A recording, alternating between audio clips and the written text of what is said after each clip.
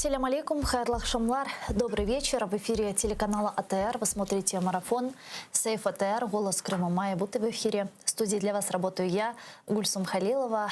Следующие 3 часа в этой студии в рамках нашего марафона мы обсудим основные события, новости сегодняшнего дня. Для начала предлагаю подключить к нашему эфиру нашего журналиста Романа Спиридонова прямо из Ньюзрума. Он готов рассказать о новостях, которые готовят вечерние выпуски «Заман». Рома, приветствую. Мы слушаем тебя. Приветствую, Гульсум. Сегодня мы расскажем о таких темах. В оккупированном Армянске, в оккупированном Крыму продолжается так называемое дело против лидера крымско-татарского народа Мустафы Джемилева. Очередное заседание там прошло. На нем присутствовал защитник Мустафы Джемилева Николай Полозов. И вот подробности этого дела сегодня в нашем выпуске «Заман». Президент США Джо Байден продлил на год санкции против России, принятые ранее в связи с ситуацией в Украине и оккупацией Крыма. Об этом говорится в Федеральном реестре сборники документов американского правительства. Как указано в пояснительной записке, действия и политика, о которых идет речь, по-прежнему представляют чрезвычайную угрозу национальным интересам Соединенных Штатов Америки. 14 правозащитных организаций Украины осудили решение российского суда, который приговорил проукраинского активиста Олега Приходько из Крыма к 5 годам лишения свободы в колонии строгого режима и штрафу 110 тысяч рублей. Среди этих правозащитников Центр прав человека ЗМИНа, Крымсоц, Крымско-татарский ресурсный центр, Украинская Хельсинская группа по правам человека и всего 14 организаций. Правозащитники считают, что истинная причина преследования Приходько — его публичное несогласие с оккупацией Крыма, которую он публично демонстрировал. Они требуют освободить Олега Приходько и призвали международные организации усилить давление на Россию и ввести персональные санкции против чиновников, причастных к преследованию активиста. А бывшие пленники Кремля представили общественную платформу освобождения заключенных. Ее основали для того, чтобы поддерживать тех, кто до сих пор находится в заключении в местах ограничения свободы, как на оккупированных территориях Крыма и Донбасса, так и в России. Среди учредителей платформы бывшие политузники — это Олег Сенцов, Александр Кольченко, Роман Сущенко, Эдем Бекиров, Ахтем Чигос, Балух Владимир, Ильми Умеров, Николай Семена и многие другие. Организация планирует сосредоточиться на освобождении политзаключенных на международном уровне, будет взаимодействовать с украинскими властями, а также будет поддерживать родственников и близких политузников. Это коротко то, о чем мы сегодня будем рассказывать в наших выпусках, которые будут в нашем эфире в 19:00 на украинском языке и в 21:00 на крымско-татарском. Гульсум. Спасибо тебе большое. Это был наш журналист Роман Спиридонов прямо из Ньюзрума. Не пропустите вечерние выпуски «Заман». А мы работаем в прямом эфире. Вы можете подключаться к нам в студию на экраны ваших телевизоров. Режиссеры выводят периодически номер телефона +38 073 419 41 58. Звоните нам абсолютно бесплатно по Вайберу. Можете присоединяться по скайпу, адрес которого вы видите на ваших экранах. Сейчас atr.tv — это наш адрес. Подписывайтесь на наш YouTube-канал, телеканал АТР латиницей большими буквами. Там мы вещаем как в онлайн-режиме, так и выкладываем все наши программы в записи и самые интересные фрагменты из наших эфиров. Подписывайтесь на сайт телеканала АТР, atr.ua. Сегодня ваша помощь и поддержка для нас чрезвычайно важна. Мы продолжаем вести марафоны «Сейф АТР. Голос Крыма». Майя Буты в эфире, так как финансовые проблемы телеканала АТР все еще не решены. Что ж, я перехожу к обсуждению вышеупомянутых новостей. Действительно, сегодня в Крыму оккупационные власти продолжают рассматривать уголовное дело против лидера крымско-татарского народа Мустафы Джемилева. Напомню, управление оккупационного следкома России в Крыму 13 апреля предъявило Мустафе Джемилеву обвинение по 3 статьям Российского уголовного кодекса. Это пересечение госграницы России иностранным гражданином, въезд которому в Россию не разрешен, совершение группы лиц по предварительному сговору, небрежное хранение огнестрельного оружия и незаконное приобретение, хранение боеприпасов. Сам Мустафа Джемилев сообщил, что намерен до доказать абсурдность обвинений оккупационной стороны в Европейском суде по правам человека. С нами сейчас адвокат Николай Полозов на прямой связи. Николай, здравствуйте. Добрый день. Николай, расскажите о подробности сегодняшнего судебного заседания. Сегодня в городском суде Армянска состоялось 21-е судебное заседание по делу против Мустафы Джемилева. И в ходе судебного заседания обвинение продолжило представлять доказательства. Сейчас стадия представления доказательств стороны обвинения. Именно обвинение представляло письменные доказательства из материалов дела, и судом были исследованы документы, содержащиеся в 9 и частично в 10 томах уголовного дела. Эти документы касались обвинений Мустафы Джемилева в небрежном хранении оружия и в незаконном хранении боеприпасов. Из оглашенных документов стало известно, что Мустафа Джемилев на законных основаниях приобрел огнестрельное оружие еще в 1996 году, и до 2013 года на протяжении почти 17 лет ежегодно проходил все проверки соответствующими компетентными органами. Никогда никаких нареканий не поступало в его адрес. Все было абсолютно точно по закону, все он продлевал вовремя. Кроме того, удалось установить то обстоятельство, что Мустафа Джемилев, который был допрошен в качестве свидетеля по делу его сына, подробно давал соответствующие показания, и из них следует, что никакого небрежного хранения оружия не было, оно хранилось всегда в сейфе. Ключи от этого сейфа были в закрытом от посторонних месте, и добыть эти ключи можно было только со взломом. Таким образом, фактически сторона обвинения разрушает собственную позицию. Что касается незаконного хранения боеприпасов, то из его же показаний следует, что эти боеприпасы были куплены вместе с оружием еще в 1996 году, проходили все проверки, и никогда он никаких других боеприпасов не покупал. Николай, правильно ли я понимаю, что вот как сегодня стало известно, к материалам уголовного дела приобщили еще материалы и другого уголовного дела, только уже против сына Мустафы Джемилева Хайсера? Так ли это и как это возможно? Да, это так.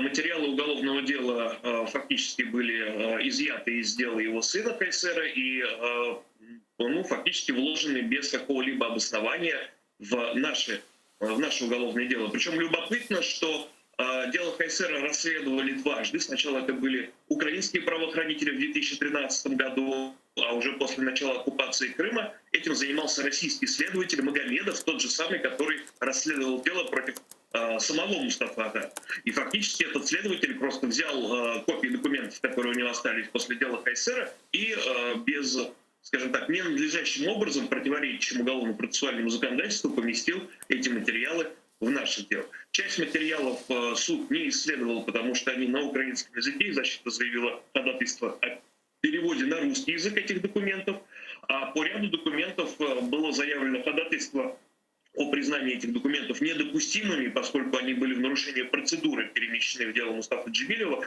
но суд это ходатайство не удовлетворил. А каковы дальнейшие перспективы этого судебного заседания? Как вы думаете, сколько запросит приговор и как долго еще будет это все длиться? На данной стадии мы ожидаем, что еще обвинение будет представлять доказательства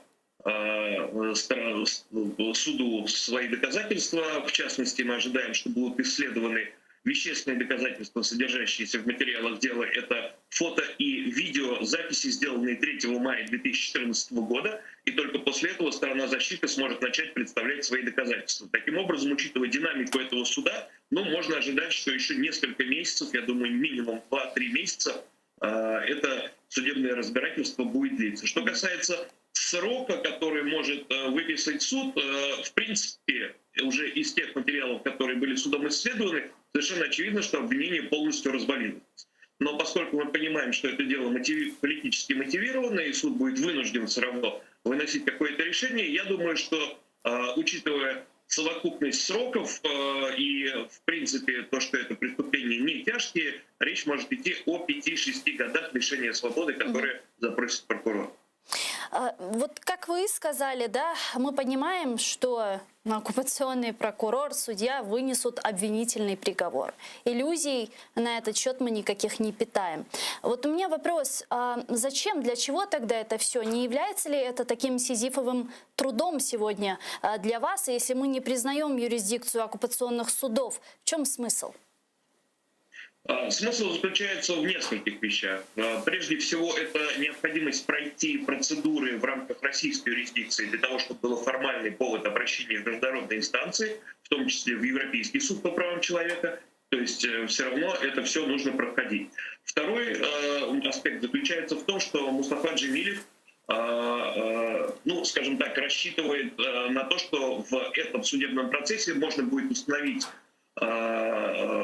фамилии, имена тех людей, которые нарушают права человека в оккупированном Крыму, и в последующем этих лиц можно будет привлечь к уголовной ответственности, в том числе в рамках международных процедур. Поэтому мы этим и занимаемся. А, кстати, по поводу прокурора, судьи, есть ли у вас информация, кто эти люди, являются ли они коллаборантами? Но что касается судьи, то это совершенно очевидно. Это судья Венера Исраилова, которая была судьей до оккупации в Крыму. И, насколько мне известно, по крайней мере, по данным базы «Миротворец», в Украине в отношении нее ведется производство по статье государственной измены. Спасибо вам большое. Адвокат Николай Полозов был с нами на прямой связи. Чох сағолыңыз. Сегодня в актовом зале Киевской православной богословской академии Православной церкви Украины презентовали платформу освобождения политических заключенных. Бывший политический заключенный, крымчанин Владимир Балух говорил ранее, что создание такой платформы – это моральная обязанность, так как есть люди, которые остаются сейчас в застенках Кремля. Также создание новой платформы по освобождению политических заключенных прокомментировал бывший политический заключенный Олег Сенцов. Вот его цитата.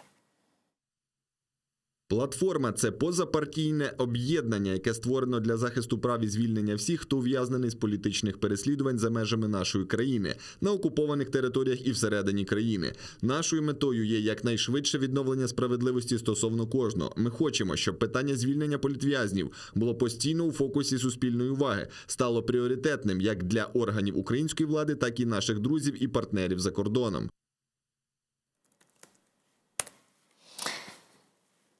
К нашему эфиру сейчас должен подключиться бывший политический заключенный Микола Семена, который стал одним из учредителей новой платформы по освобождению политических заключенных. Вы пока подключайтесь к нам в эфир. На экраны режиссеры периодически выводят номер телефона. Звоните нам по Вайберу абсолютно бесплатно. Присоединяйтесь.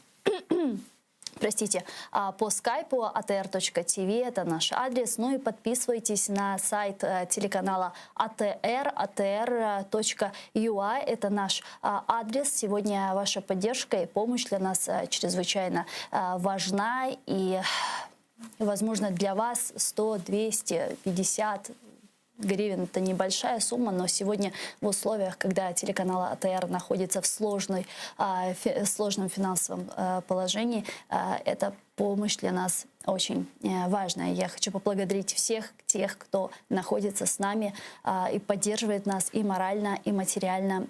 Чох сағолыңыз. Микола Семена, бывший политический заключенный, с нами сейчас на прямой связи. Пане Микола, вітаю вас. Здравствуйте, Гурсу.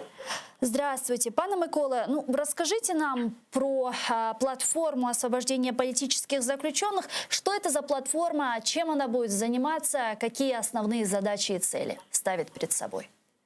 Ну, на последних встречах, тех, которые мы были и встречались, ну, мы уже стали такими друзьями, приятелями, и люди, которые были в заключении в Крыму или в России. Вот. Мы решили, что того, что сейчас делается для освобождения наших коллег, заключенных крымчан и в Крыму, и в России, еще делается недостаточно. Поэтому мы решили улучшить, углубить и ускорить эти процессы. Для этого мы создали специальную платформу, в которой объединились практически все те, кто сейчас находится в Украине и был политическим заключенным в Крыму и в России. Это, как уже говорилось, не партийная организация.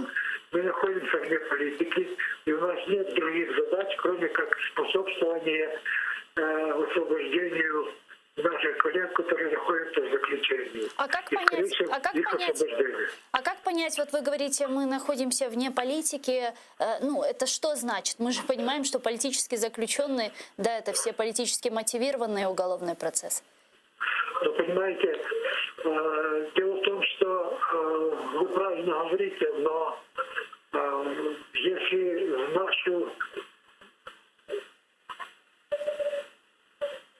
если в нашу работу будет принесена там партийные какие-то пристрастия, значит, или другие, это будет мешать основной задаче, выполнению, которой мы посвящаем свой труд, то есть достижению освобождения наших коллег. Да, это политика, более того, это большая политика, но мы намерены действовать исключительно в пределах международного права, устава ООН, и решений других международных законов и других международных решений в таком отношении, чтобы ни политические амбиции, значит, ни какие-то политические пристрастия не мешали этой основной работе.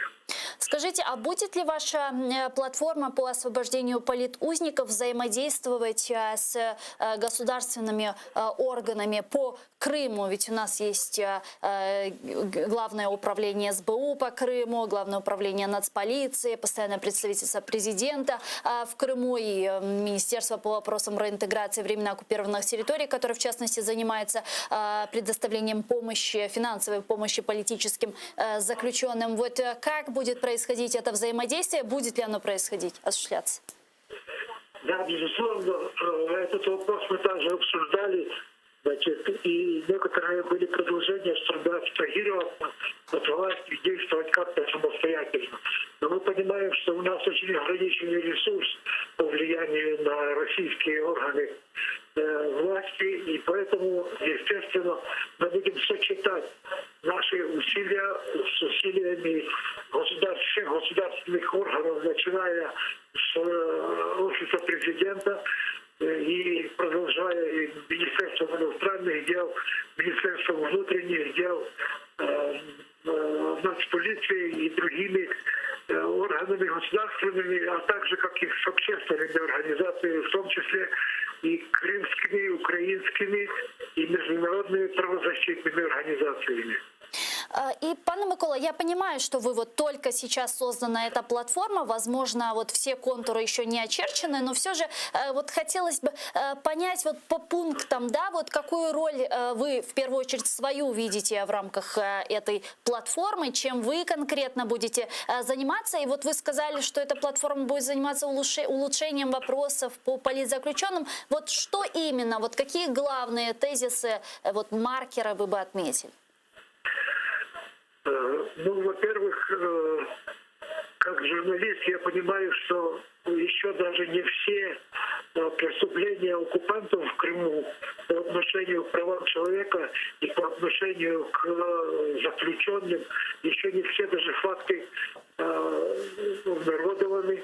И поэтому еще предстоит очень много людей и фактов таких разыскать и обнародовать. Это в первую очередь.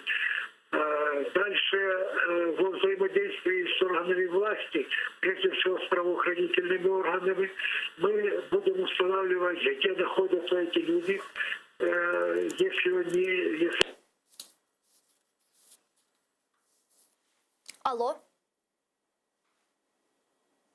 Пане Микола? Сорвался, к сожалению, у нас телефонный звонок с Миколой Семеной, журналистом и бывшим политическим заключенным. Он был с нами на прямой связи по телефону, а мы попробуем еще раз его перенабрать. Я напомню, что сегодня была инициирована и представлена, презентована платформа освобождения политических заключенных. В частности, Владимир Балух говорил ранее, что создание такой платформы – это моральная обязанность, так как есть люди, которые остаются сейчас в заключении. Действительно, в последнее время мы видим очень много важных и нужных инициатив, что вот нынешняя платформа, которая создана. Далее мы еще будем говорить про представленные сегодня инициативы межфракционного депутатского объединения «Украина 603 и 7». И, в частности, конечно же, будем говорить про инициированную Зеленским крымскую платформу, которая сейчас набирает обороты. Микола Семена вернулся к нам. Пане Микола, чуете? Да, Антон, я слышу вас. Да, у нас прервался телефонный звонок. Продолжайте, пожалуйста. Ну, я уже сказал, что нужно народовать и придавать гласности эти факты и путем гласности, путем публикации указывать помощь им, которую мы в состоянии будем сделать, а также разрабатывать пути, возможные пути для того, чтобы освободить этих людей. Скажите, а кто входит, вот уже входит в платформу и, возможно, с какими правозащитными еще организациями и группами вы будете взаимодействовать? Входят, у нас есть 16 учредителей этой платформы. Вот, вы их уже почти всех назвали. И мы также будем взаимодействовать с правозащитной организацией «Змеина», это Центр прав человека, ну и несколькими другими организациями. И я думаю, что со временем наши связи будут развиваться и расширяться, и это будет... Наша работа, в смысле, должна превратиться в такой широкий фронт борьбы за освобождение крымских политиков. Скажите, а каким образом можно добиться освобождения политических заключенных? Вот видите ли вы какие-то шаги, какие-то пути в этом направлении? Вообще стоит ли сегодня на повестке дня вопрос освобождения или обмена наших политических заключенных? Конечно, стоит этот вопрос на повестке дня, он никогда не снимался. Это, во-первых. Во-вторых, я вижу главный путь освобождения, который состоит в том, что будет создаваться широкий международный фронт влияния и давления на Россию. Вот, я думаю, что наша платформа будет партнером и участником той международной платформы, форум, который состоится в августе нынешнего года. И таким образом нам удастся сформировать сильное объединение, я думаю, может быть, большинства стран мира с участием Организации Объединенных Наций, с участием областей и других влиятельных международных организаций, с тем, чтобы оказывать давление на Россию, чтобы предъявить ей ультиматум и потребовать, среди прочего, освобождения политических заключенных в лучшем варианте, как это говорилось бы, если бы всех на всех. Но жизнь покажет, как это будет продвигаться, и мы будем смотреть и корректировать свою работу в зависимости от тех результатов и тех возможностей, которые будут открываться перед нами.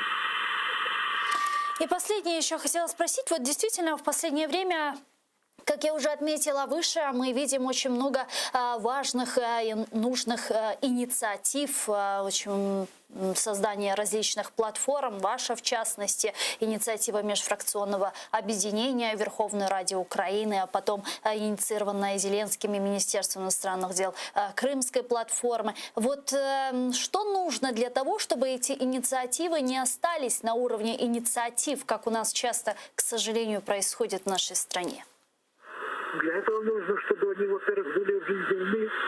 Для этого у нас существует координатор, который будет устанавливать эти связи между всевозможными инициативами и организациями, с одной стороны, и с другой стороны.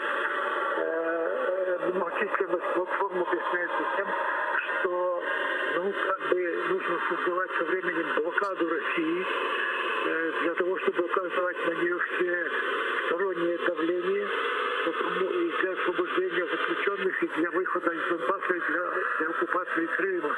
Потому что других путей российские политики, как видно, не понимают и не подчиняются международному праву и своим международным обязательствам.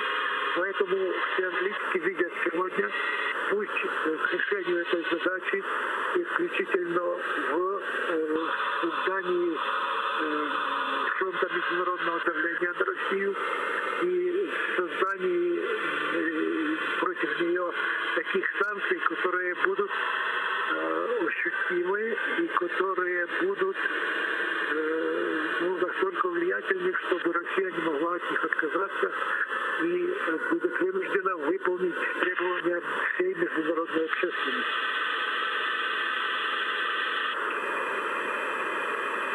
Наш журналист с Крыма и бывший политический заключенный был с нами на прямой связи. Я бы хотела зачитать для вас заявление платформы, основателей платформи по освобожденню політичних заключених. Платформа – це безпартійне об'єднання, яке створене для захисту прав та звільнення всіх, хто ув'язнений через політичне переслідування поза межами нашої країни на окупованих територіях та всередині країни. Нашою метою є найскоріше відновлення справедливості щодо кожного. Засновники платформи – 16 колишніх політв'язнів, які в минулому були ув'язнені російським режимом за боротьбу проти російської агресії. Це Асеєв Станіслав, Балух Володимир, Бекіров Едем, Гриб Павло, Жемчуг Володимир, Карпюк Микола, Кольченко Олександр, Козловський Ігор, Мовенко Ігор, Панов Євген, Рамазанов Смейл, Семен Микола, Сенцов Олег, Сущенко Роман, Чигос Ахтем, Шумков Олександр. Платформа займається боротьбою за звільнення всіх українських громадян, які знаходяться за ґратами внаслідок агресії Російської Федерації, політв'язнів, заручників, військовополонених. Ми також засуджуємо незаконні політично мотивовані переслідування проукраїнських активістів, патріотів в Україні. Платформа діє виключно на основі норм міжнародного права, внутрішнього законодавства України, норм статуту Організації Об'єднаних Націй, міжнародних конвенцій та рішень міжнародних судів і резолюцій інших міжнародних правових організацій. Платформа відкрита до співпраці з українськими та міжнародними спільнотами, які працюють в напрямку звільнення українських політв'язнів. Ми прагнемо, щоб питання звільнення політв'язнів були постійно в фокусі суспільної уваги, стали пріоритетними як для органів української влади, так і наших друзів та партнерів за кордоном. Платформа приймає рішення на основі обговорення питань всіма її учасниками. Вона має координатора Ігор Гриб для організації своєї діяльності. Ми заявляємо, що в своїй діяльності протистоятиме агресії Росії, боротимемось за повернення тимчасово окупованих територій, працюватимемо заради свободи та незалежності нашої держави, говорится в сообщении платформы по освобождению политических заключенных. Также сегодня в Верховной Раде Украины состоялся пресс-брифинг на тему презентации государственных инициатив межфракционного депутатского объединения для защиты национальных интересов, деоккупации Крыма и Донбасса, политика непризнания, новая санкционная политика, поддержка политических заключенных, защита коренных народов. С нами сейчас на прямой связи Єлизавета Єсько, член Комітету Верховної Ради з питань зовнішньої політики та міжпарламентського співробітництва, голова української делегації, екс-голова української делегації у Парламентській асамблеї Ради Європи, народний депутат України, фракції «Слуга народу» Лиза Ясько. Пані Лиз, вітаю вас. Добрый вечер. Да, скажите, пожалуйста, вот расскажите об этой презентации подробнее, презентации государственных инициатив межфракционного депутатского объединения. Что входит в число этих инициатив? Я розпочну з того, що Україна 637 міжфракційне об'єднання має дуже символічну назву, бо 637 – це тисячі квадратних метрів України разом з Кримом і Донбасом. Я щиро вірю, що ми повинні наголошувати на цьому, що це ті кілометри, які належать Україні. Це є Україна, Україна різна, Україна цікава, Україна єдина.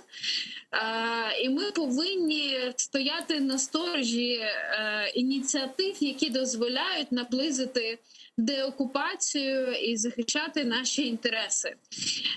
В парламенті і взагалі в українському політикумі досить багато різних ініціатив є, але буває так, що ми можемо бути необ'єднаними, буває так, що різні політичні баталії починаються. Наше ж міжфракційне об'єднання – це про об'єднання, це про життя заради України конкретними законодавчими ініціативами. А співголовами на даний момент є я, а також Рустем Умєров. До міжфракційного об'єднання війшли також наші військові, які є в парламенті. Мустафа Агаджмілєв підтримав це.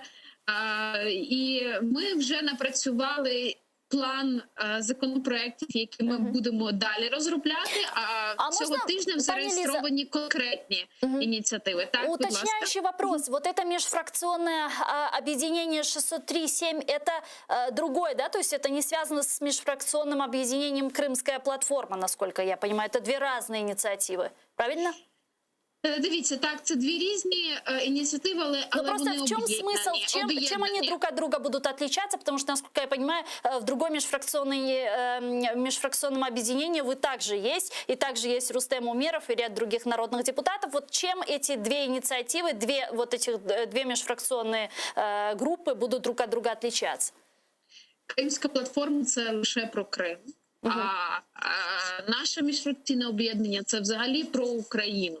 Про Україну дуже як з широким фокусом на наші території, на наші інтереси, на нашу санкційну політику, на нашу зовнішню політику, на допомогу політв'язням. Я також чула, ви тільки що читали заяву. Ми плануємо також законодавчі ініціативи, які дозволять більше захищати наших політичних в'язнів. Це все, якщо об'єднати ці всі зусилля на єдиній платформі, а ми, депутати, також беремо участь в різних ініціативах. Так. Але коли об'єднати, то насправді бачиш, що відбувається діяльність, відбувається комунікація, відбувається багато чого для того, щоб був результат. От зараз дуже потрібне наше об'єднання. І я щиро сподіваюся, що наше міжфракційне об'єднання буде сприяти цьому і комунікаційно також заявляти, втручатись, робити заяви щодо тих ініціатив, які будуть допомагати Україні. Або, якщо щось буде погано, ми будемо разом выступать проти. А какие уже инициативы вот, ваше межфракционное объединение уже готово представить? Какие законопроекты? Законопроекти про санкційну політику, це про засади санкційної політики, це новий закон, який, по суті, усуває юридичні проблеми в нашому санкційному законодавстві, створює санкційне бюро, прописує конкретну відповідальність за порушення, якщо ти співпрацюєш з агресором. Це також пакет законів по невизнання. По суті, ми не толеруємо більше висловлювань публічних осіб, що вони кажуть, що в Україні громадянська війна відбувається або Крим належить Росії. Ми цього не толеруємо і запроваджується конкретна відповідальність, як і в вигляді штрафів і позбавлення волі. І третє, то есть это может коснуться нардепов из ОПЗЖ в том числе? Звичайно. Наразі в парламенті є декілька ініціатив там про колаборантів. Я хочу нагадати, що цей законопроект про невизнання, про який я зараз говорю, ми над ним вже працюємо багато місяців і вже його подавали того року, його відхиляли. Зараз ми його допрацювали і знову подаємо. Але зараз я сподіваюся, що буде більше волі, тому що зараз ми бачимо, що президент Зеленський ввів санкції, зараз РНБО займає таку дуже публічну, комунікативну, активну позицію. Тому сподіваюся, що в цей раз буде підтримка. Дякуємо дуже, пані Ліза.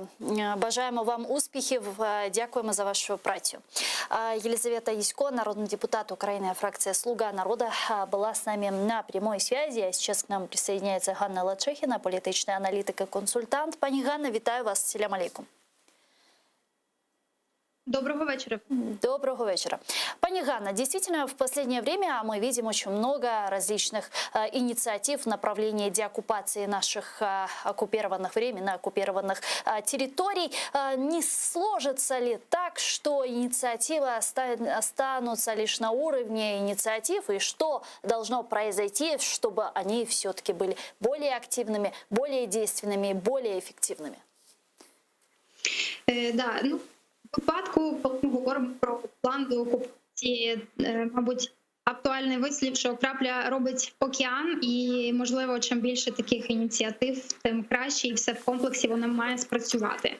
Але, звичайно, добре, коли розмови завершуються результатом. І все, що зараз ми почули від представниці цього об'єднання, це гарні кроки. Тим не менше, важливо все-таки говорити про те, як ми будемо потім реінтегрувати ці території, коли вони будуть деокуповані. І один з важливих аспектів, на мою думку, це перехідне правосуддя. Треба готувати сані злітка. Тому маємо вже зараз готувати механізми, як ми будемо карати винних, як ми будемо встановлювати справедливість, як ми будемо відшкодовувати збитки, і як ми будемо примирювати людей на територіях, які вже 7-й рік перебувають під окупацією, агресією з боку Російської Федерації. Но до реинтеграции, насколько я понимаю, нужно заниматься сначала вопросом деоккупации, стратегии деоккупации наших территорий. Вот вы наблюдаете какую-то активную позицию и действия в этом направлении? То есть по какой стратегии мы сейчас идем? Есть ли эта стратегия? На жаль, не можу сказати, що в Україні є чітке бачення, як має відбуватися процес деокупації. І робота нормандського формату, робота тристоронньої контактної групи з кожним їхньою зустрічю і засіданням свідчить лише про те, що, на жаль, це поки що рух в одному напрямку. І з боку агресора в будь-якому конфлікті завжди є дві сторони, і мають обидві сторони рухатися назустріч один одній. Але, на жаль, з боку Російської Федерації ми досі не бачимо кроків поступу до примирення. Навіть з останнього... Ну, было бы слишком наивно ждать от России каких-то действий в направлении достижения мира и так далее. Ну, принаймні, ми знаємо заяву останнього президента Європейської Ради, який казав про те, що принаймні Росія могла би повернутися до координаційного центру, звідки вона вийшла, коли українська і російська сторони вони фіксували порушення на лінії розмежування. Тобто всі ці політичні кроки могла би брати на себе Російська Федерація, тим не менше ми розуміємо, що рішення ці приймаються, скоріше за все, не в кімнатах переговорних груп, а в кабінеті президента чинного Російської Федерації Володимира Путіна. І, на жаль, ніколи ми не зможемо, мабуть, спрогнозувати, коли ж нарешті і що стане тригером для того, щоб Росія припинила свої агресивні дії на території України і припинила порушувати міжнародне право і домовленості, які досягаються на рівні представників держав в процессе нормандского формата. А как вы считаете, что может вернуть Россию сегодня в международное правовое поле? Есть ли такой рычаг?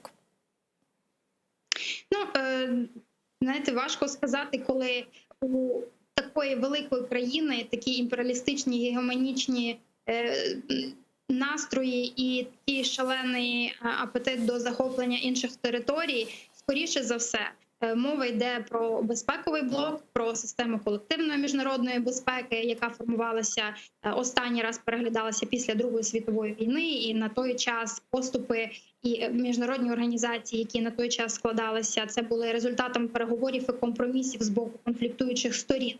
Це був результат примирення і політичних домовленостей.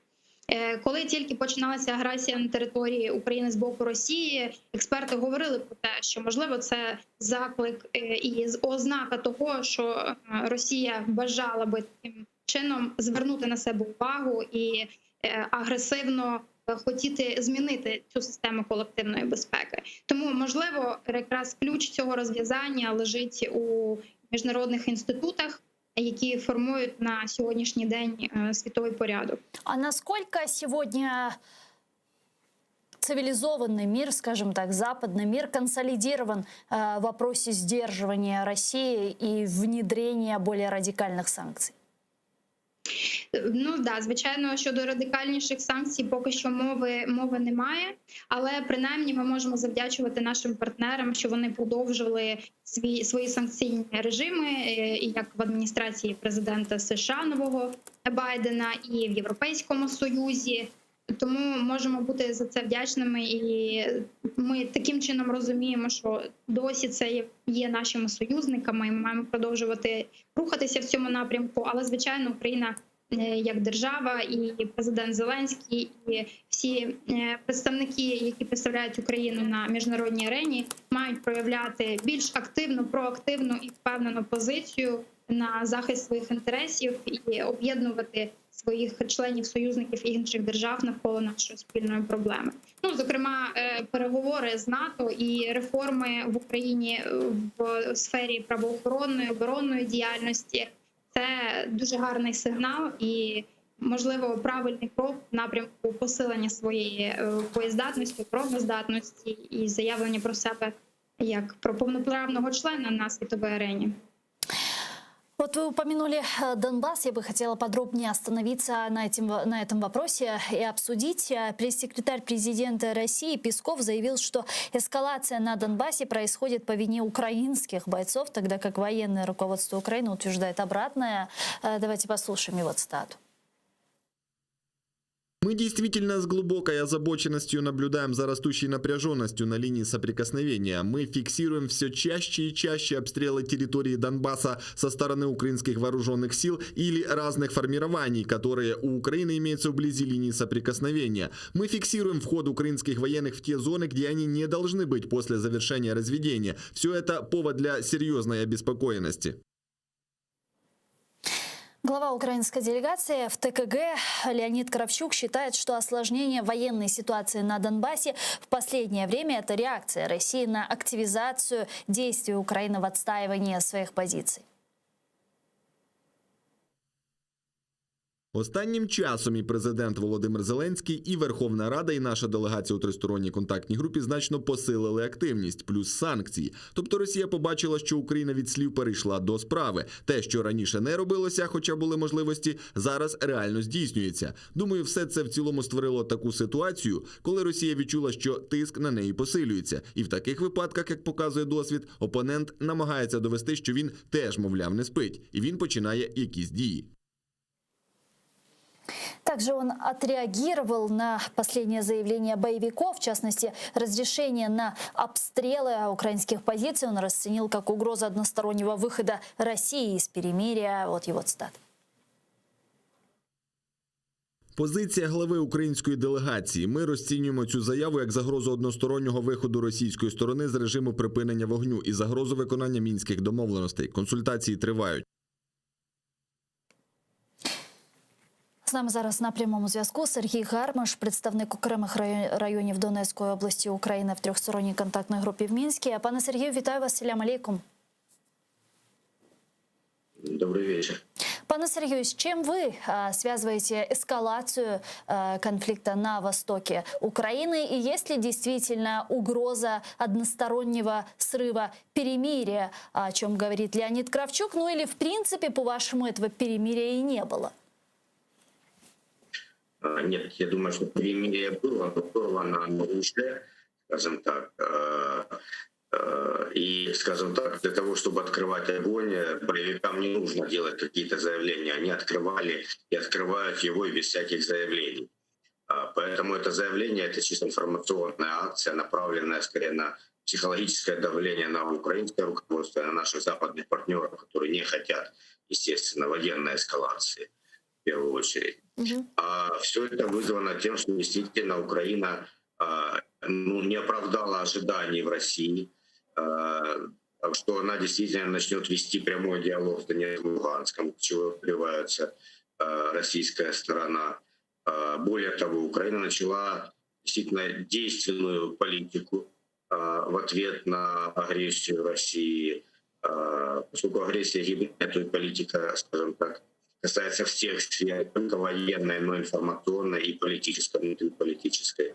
И у противника нет сейчас другого инструмента, скажем, быстрой реакции, быстрого воздействия, ответа на действия Украины, кроме как военного. Поэтому действительно они будут пытаться, на мой взгляд, скажем, эскалировать ситуацию, но это не будет возвратом к военным действиям 2014 или 2015 года. Для этого в России сейчас нет ни материальных, ни человеческих ресурсов просто.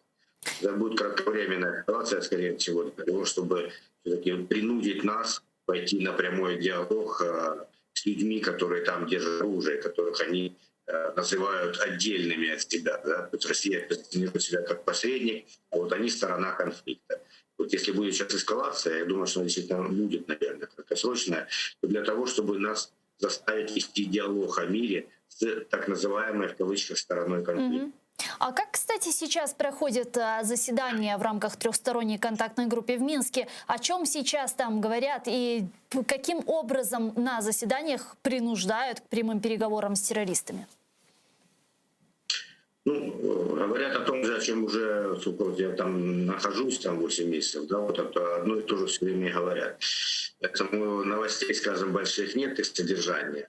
Каким образом? Например, господин Морель, это координатор политической подгруппы ОБСЕ, да, пытается все-таки заставить нас обсуждать план, представленный ОРДЛО. Хотя ОРДЛО, и мы это постоянно заявляем, не член трехсторонней контактной группы, не сторона конфликта. Соответственно, у ОРДЛО не может быть планов, которые могут рассматриваться на официальном уровне. Они могут разрабатывать свои планы, конечно, но вносить на рассмотрение трехсторонней контактной группы любой документ должен член трехсторонней контактной группы. И в данном случае Россия.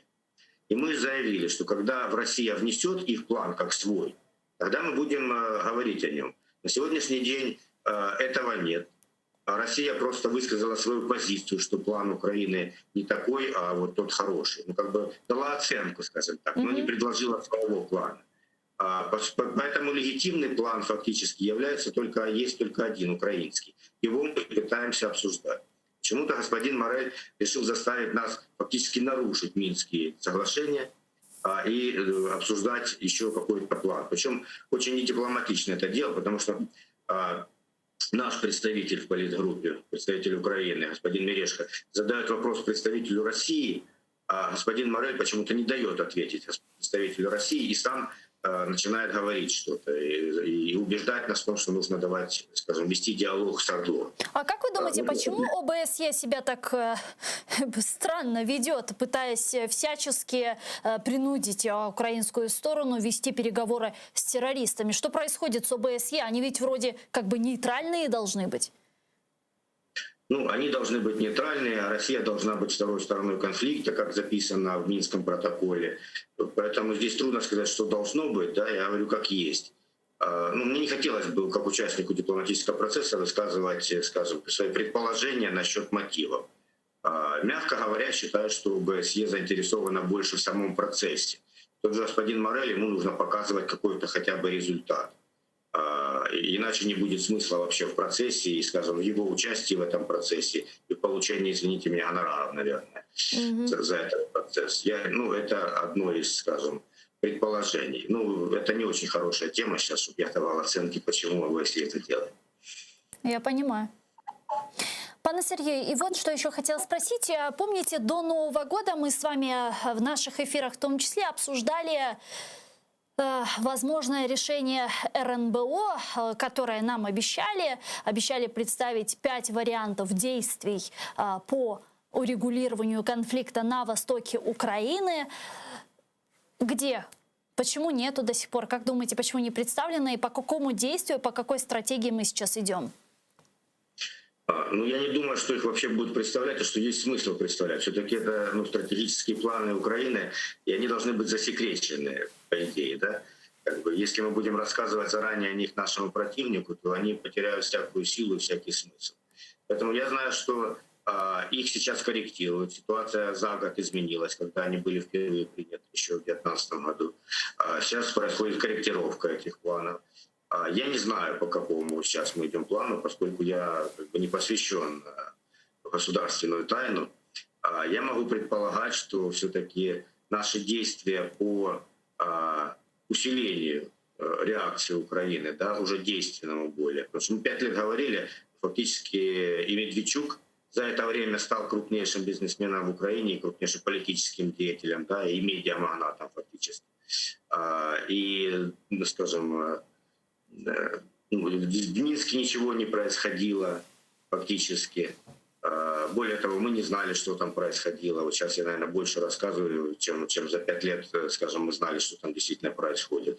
Сейчас политика меняется. Она меняется в сторону более жесткой позиции Украины, более принципиальной позиции Украины. Это видно даже по риторике того же Леонида Кравчука, который, я помню, когда он пришел, я с ним встречался и пытался выяснить его позиции. И он был настроен, что нужно разговаривать, нужно же как-то договариваться. Я вижу, что сегодня это абсолютно другой человек. Ну, вы заметили, риторика Зеленского в этом вопросе тоже очень сильно изменилась. Особенно после слов о мире в глазах Путина сейчас звучат довольно недвузначные заявления из уст Зеленского, когда он говорит про войну на востоке Украины, когда он уже говорит, что нужно усилять санкции и так далее. То есть вот эта иллюзия о мире, она уже исчезла.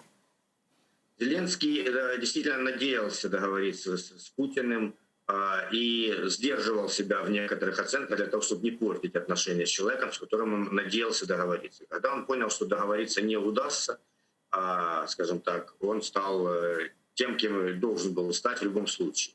Я всегда говорил, когда его избрали, что Зеленский вынужден будет стать более антироссийским президентом, чем Порошенко, потому что у Зеленского не будет другого выбора, потому что он обещал, что он договорится с Россией.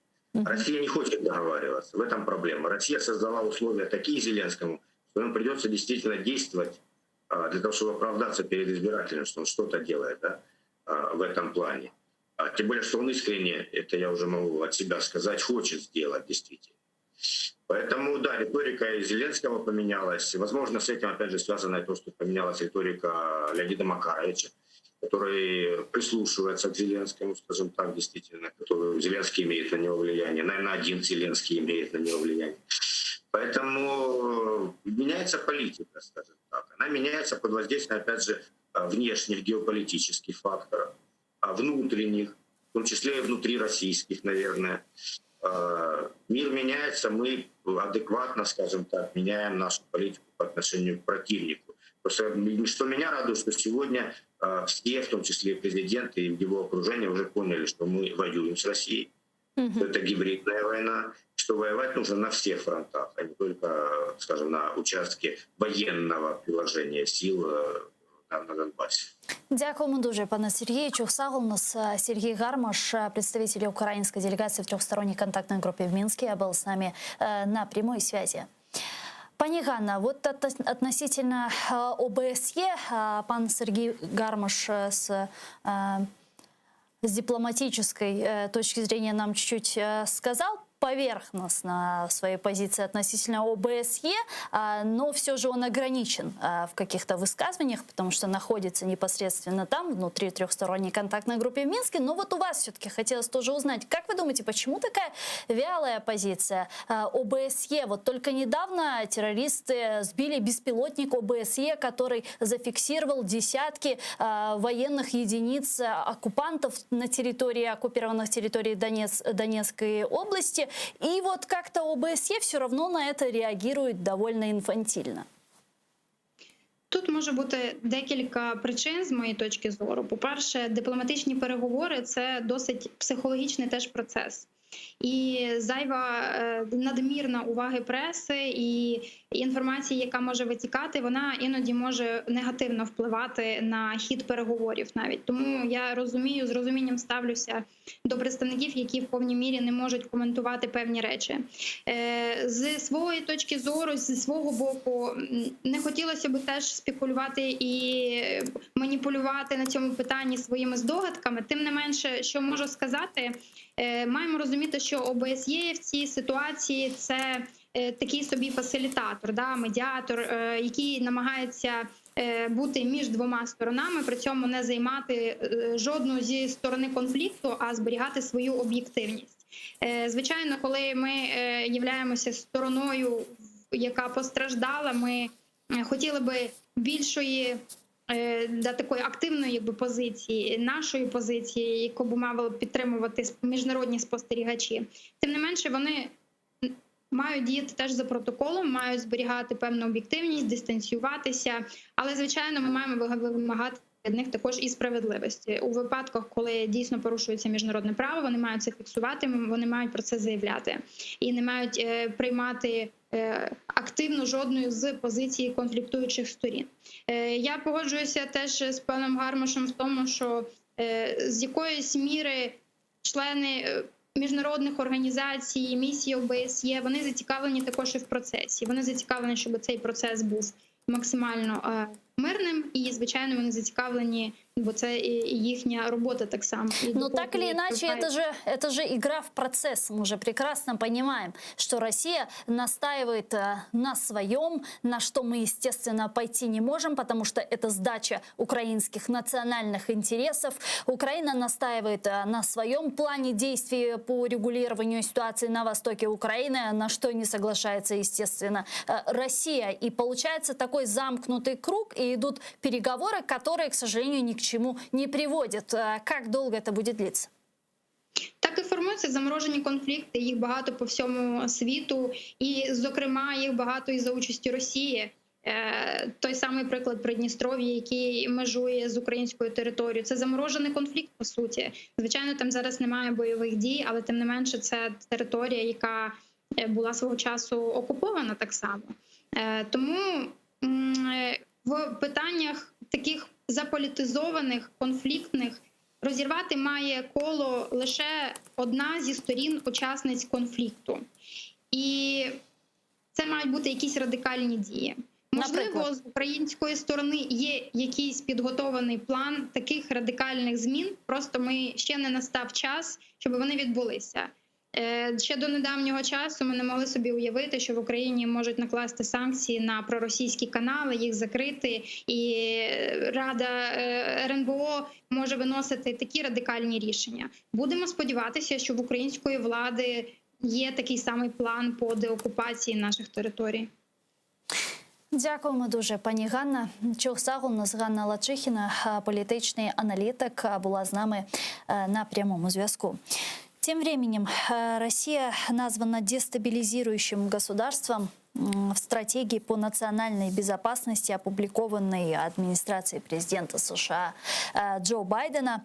Россия по-прежнему полна решимости усилить свое глобальное влияние и сыграть подрывную роль на мировой арене, говорится в документе. Китай и Россия названы странами, вложившими значительные усилия и средства, чтобы проверить силы США и помешать им защищать свои интересы по всему миру. В то же время Китай назван единственным конкурентом, потенциально способным объединить экономическую, дипломатическую, военную и технологическую мощь, чтобы бросить длительный вызов стабильной и открытой международной системе. Также сегодня стало известно, что президент Джо Байден продлил на год санкции в отношении России, введенные в 2014 году в связи с событиями на Украине и в Крыму. Уведомление об этом опубликовано в Федеральном реестре США. Напомним, американские санкции 2014 года касались ряда официальных лиц России. Ограничительные меры затронули также крупных российских предпринимателей,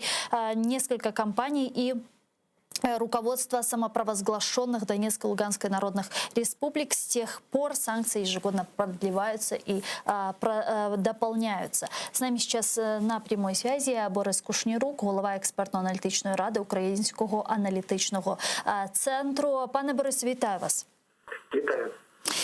Ну что ж, по поводу стратегии по национальной безопасности США хотела с вами поговорить и относительно Северного потока. Ну вот для начала Россию там назвали дестабилизирующим государством в стратегии по нацбезопасности США. Достаточно ли этого для наших национальных интересов, или же все-таки хотелось бы, чтобы Россия была основным противником США? Ну, розумієте, це ігри слів, а насправді важливо, в якій мірі буде задіюватися потенціал США, і особливо в контексті співпраці з Євросоюзом, для того, щоб забезпечити стримування агресивних дій з боку Росії. Тут є проблема, бо Сполучені Штати після того, як очолила адміністрацію Байдена, зацікавлені в тому, щоб узгоджувати свої дії з Євросоюзом. І, відповідно, це буде складний такий процес, тому що значна частина країн Євросоюзу на сьогоднішній момент знаходиться під суттєвим впливом, в тому числі і, ну, якщо можна сказати, може навіть доволі жорстко, корумпованість еліт цих країн з боку Росії. Причому це не обов'язково корумпованість на рівні, що ми просто заносимо там в валізах євро чи долари. Це може на рівні того, що дають більш вигідні умови бізнесу цих країн, наприклад, при закупівлі того ж самого газу, доступу до родовищ в Росії тощо. Таким чином це само по собі може стимулювати ці еліти цих країн підігрувати інтересам Росії. И вот недавно тоже стало известно, что Германия, было заявление правительства ФРГ, что Германия будет искать различные пути диалога с новой администрацией президента США для того, чтобы те позволили им достроить Северный поток-2 таким беспрепятственным образом. Насколько это реально, как думаете, и как будет новая администрация президента США действовать по Северному потоку-2? Какие позиции они будут определять по этому вопросу? Я думаю, що це може стати одним з розмінних монет, коли в Байдену, який вкрай зацікавлений збереженні єднаності з Євросоюзом, особливо з Німеччиною, буде готовий на поступки і не ухвалить жорсткіших рішень щодо Північного потоку-2, що дозволить його добудувати. А тут ризик якраз полягає в тому, що після того, як він буде добудований, значна частина, скажімо, зобов'язань буде обнулена. Тому що по великому рахунку тоді вже справді почнеться історія суто бізнесова. І Росія буде підігрувати Заходу, що значно вигідніше транспортувати газ до Німеччини саме через Північний потік-2, ніж через територію країн, через Україну і територію країн Євросоюзу. Що, до речі, вдаряє по цим країнам в тому числі. А как же вот эта идея и проект продажи Европе американского сжиженного газа? То есть Байден может отказаться от этой идеи, от этого проекта? Рішимо, що вона трошки, ну, скажімо, надумана в плані того, що так швидко це буде реалізовано. По-перше, не всюди в Сполучених Штатах буде сприяти розвитку сланцевого газу і нафти, бо адміністрація Байдена буде більш екологічно налаштована, в тому числі щодо використання методів видобування сланцевого газу в США. Це по-перше. По-друге, потрібно розуміти, що логістично це доволі дороге задоволення транспортувати газ. Тобто його потрібно видобувати, спочатку його переводити в стан заріджений і постачання на танкери. Після того за вивезення танкерами завезення в Європу, там проводити просто переводити його в газовий стан і так далі. Це доволі така недешева історія, тому казати, що США зайняті тільки тим, щоб свій газ постачати в Європу, це, на мій погляд, це трошки перебільшено щодо реальних перспектив. Крім того, що потрібно розуміти, що є країни, які знаходяться значно ближче, і яких заряджений газ є, а вони активно нарощують виробництво. Дякую дуже, пане Борисе. Чохсагл, у нас Борис Кушнірук, голова експертно-аналітичної ради Українського аналітичного центру, був з нами на прямому зв'язку. А зараз до нас приєднується Сергій Герасимчук, заступник виконавчого директора Ради зовнішньої політики «Українська призма». Пане Сергію, вітаю вас. Салям алейкум. Добрый вечер. Добрый вечер.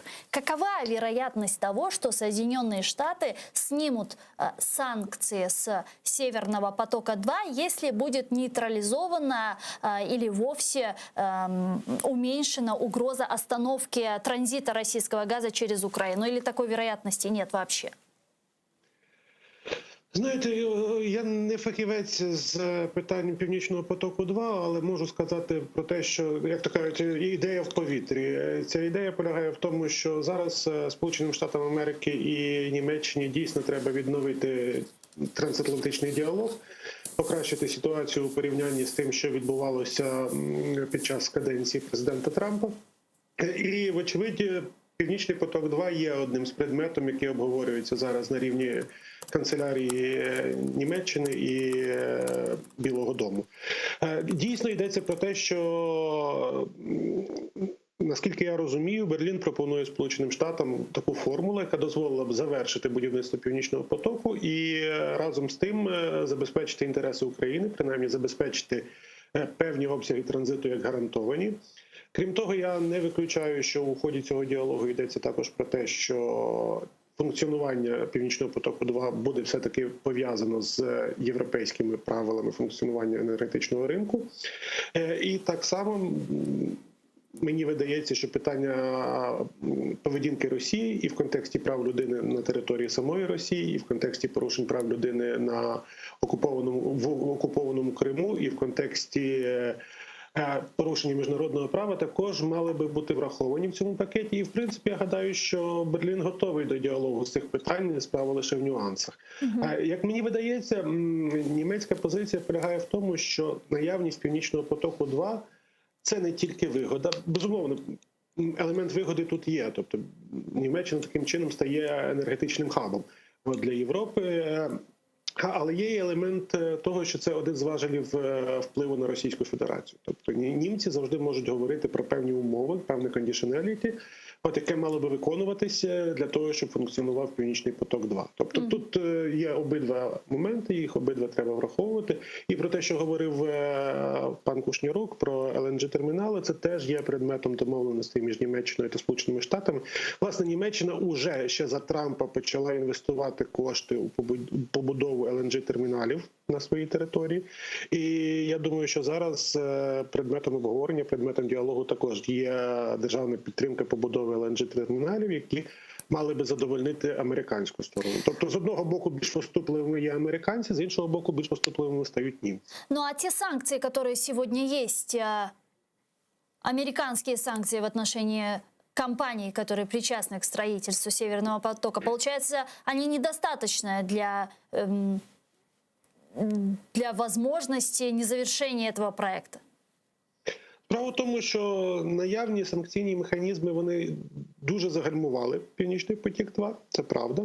Але так само вони призвели до того, що у самій Німеччині створюються юридичні механізми, які б дозволили обійти санкції. Це і створення екологічного фонду, який, власне, міг виступити в якості структури, яка буде закуповувати обладнання і послуги для завершення проекту. І тут теж треба звернути увагу на важливий внутрішньополітичний момент у самій Німеччині. Йдеться про те, що у Німеччині цього року будуть вибори до Бундестагу, а регіони, в яких буде точка виходу Північного потоку-2, є не дуже розвиненими економічно. І німецька сторона так само прагне показати, що ось створюються робочі місця, і таким чином правляча ЦДУ, ЦСУ хоче здобути собі більшу підтримку на виборах до наступного Бундестагу. Сегодня еще в столице Польши, Варшаве, запланирована первая встреча Люблинского треугольника Польша, Литва, Украина в формате советников президента по национальной безопасности. На прошлой неделе президент Зеленский провел телефонный разговор с президентом Республики Польша Анджеем Дудой, и, среди прочего, они там и обсуждали вопрос Северного потока-2. Как вы думаете, какие вопросы сегодня будут на повестке дня в рамках Люблинского треугольника? Можемо виходити з чистої логіки з самого Люблінського трикутника як формату. Перше питання, яке завжди було актуальне у цьому форматі, це питання безпеки і питання взаємодії з Російською Федерацією. У нас вже є певні механізми безпекової співпраці, це польсько-українсько-литовська бригада, це є спільне бачення ризиків і загроз у регіоні, які походять від Російської Федерації. Очевидно, саме такий формат на рівні радників, на рівні секретаря Радбезу говорить про те, що цей безпековий формат буде розвиватися і надалі. Всі три країни ніколи не були прихильниками Північного потоку, тому що не розглядають його як економічний проєкт, а розглядають його як геополітичний виклик Європейському Союзу і Україні. І відтак я думаю, що це питання так само піднімалося і буде підніматися надалі у форматі Люблінського трикутнику. Третій момент – це, безумовно, Білорусь. Тривалий час Польща і Литва виступали основними спікерами з боку Європейського Союзу стосовно того, що відбувається в Білорусі, що природно це держави-сусідки. Україна була більш обережною у своїх визначеннях, беручи до уваги, що ми намагалися утримувати прагматичний діалог з президентом Лукашенком. Однак тепер, коли, по-перше, Україна не визнає Лукашенка за президента де юре, тому що вибори відбувалися з значними порушеннями. По-друге, суто з етичної точки зору, беручи до уваги, що дозволяли собі білоруські силовики по відношенню до протестуючих.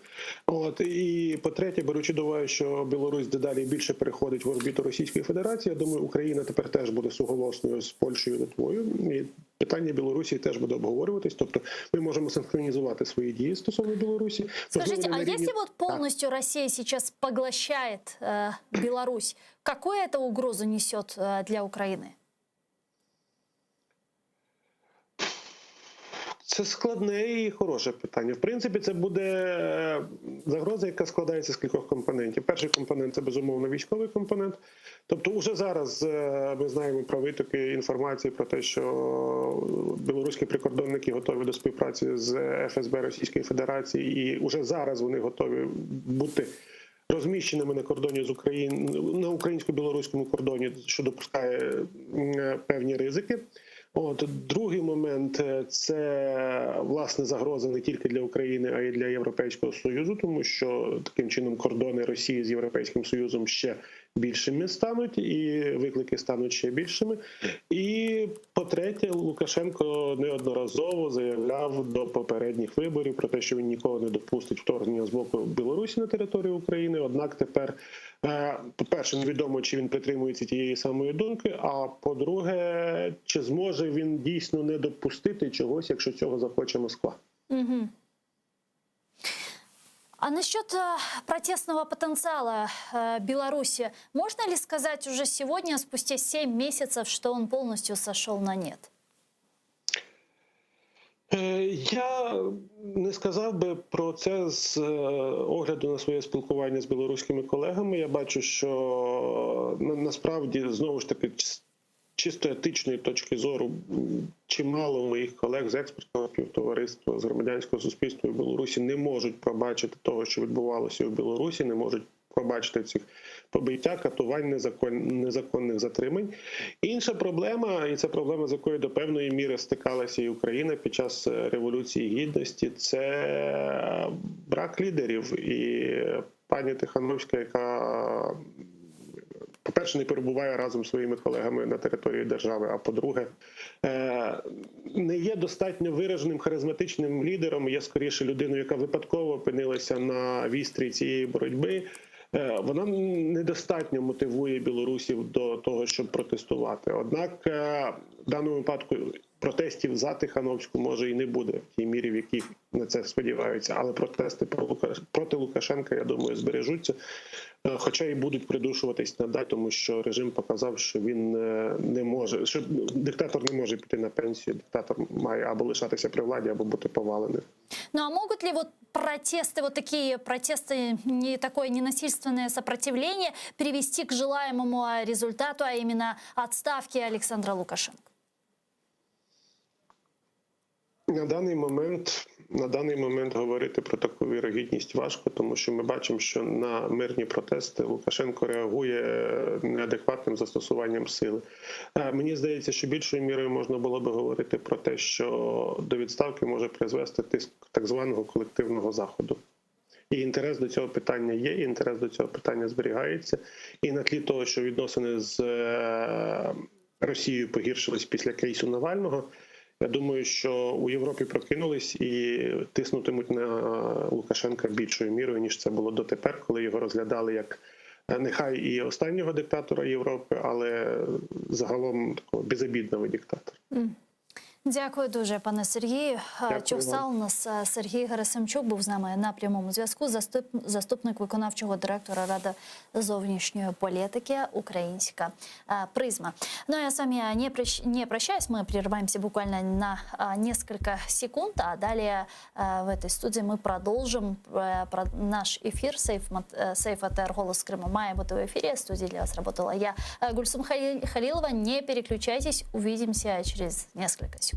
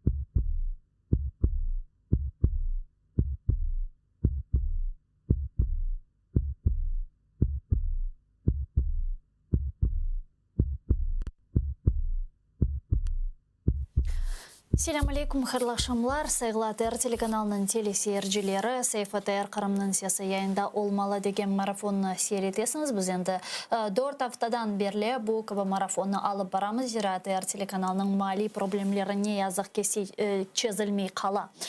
İşte марафон çerçevesinde de sonki en aktual haberlerinin müzakerelerini devam etemiz. En baştan yayınımızға keliniz Роман Спиридоновна bizim muhbirimizden bağlayıq. Zaman Newsroom'undan bizge şimdi sonki haberler hakkında tarif etmege hazır. Роман, selam aleykum, buyur dinleyemiz sen. Алейкум селям, Гульсум. Сегодня в наших выпусках мы будем говорить вот о каких темах. В оккупированном полуострове целая череда так называемых судебных заседаний по политическим делам. Там продолжают судить лидера крымско-татарского народа Мустафу Джемилева. Его оккупанты обвиняют в незаконном пересечении якобы российской границы. Речь идет об админгранице Крыма с Херсонской областью. Его также обвиняют в небрежном хранении огнестрельного оружия и незаконном приобретении боеприпасов к нему, хотя вот эта вторая часть обвинений касается еще уголовного дела, связанного с его сыном Хайсером.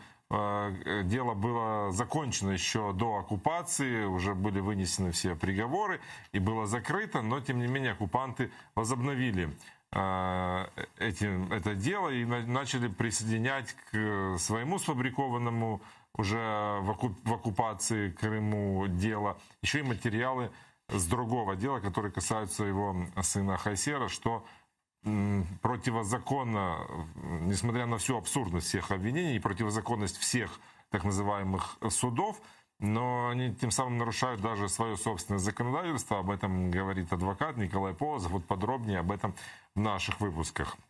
В оккупированном Крыму также началось еще одно так называемое судебное разбирательство по делу Эдема Бекирова, участника национального движения, который был задержан оккупантами в Крыму по ложному обвинению в хранении боеприпасов.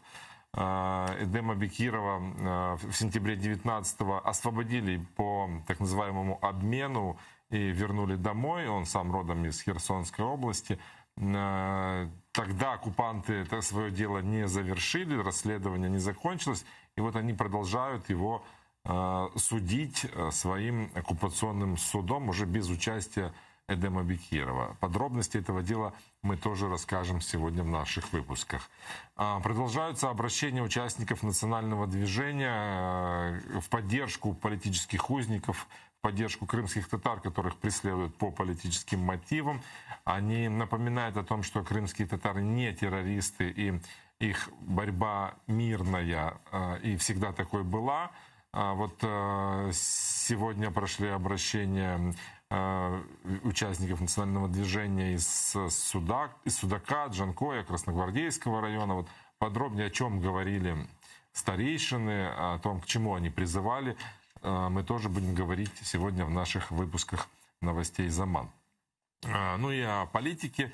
Президент США Джо Байден продлил на год санкции против России, принятые ранее в связи с ситуацией в Украине и оккупацией Крыма. Об этом говорится в Федеральном реестре, сборнике документов американского правительства. Как указано в пояснительной записке к этому документу, действия и политика, о которых идет речь в данных указах, по-прежнему представляют чрезвычайную угрозу интересам национальной безопасности и внешней политики США. 14 правозащитных организаций Украины осудили решение российского суда, который приговорил украинца, проукраинского активиста из Крыма Олега Приходько к 5 годам лишения свободы в колонии строгого режима и штрафу в 110 тысяч рублей. Среди правозащитников, которые выступили с этим обращением, Центр прав человека «Змина», Крымсос, Крымско-татарский ресурсный центр, Украинская Хельсинская группа по правам человека. Правозащитники считают, что истинная причина преследования Приходько — его публичное несогласие с оккупацией Крыма. Они требуют освободить Олега Приходько и призвали международные организации усилить давление на Россию и ввести персональные санкции против чиновников, причастных к преследованию активиста. А бывшие пленники Кремля представили общественную платформу освобождения заключенных. Ее основали, чтобы поддерживать тех, кто до сих пор находится в местах ограничения свободы, как на оккупированных территориях Крыма и Донбасса, так и в самой России.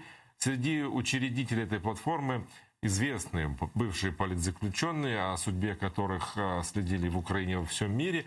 Это Олег Сенцов, Александр Кольченко, Роман Сущенко, Эдем Бекиров, о котором я только что говорил, Ахтем Чийгоз, Владимир Балухин, Геумеров и Николай Семена, известный крымский журналист, и многие-многие другие.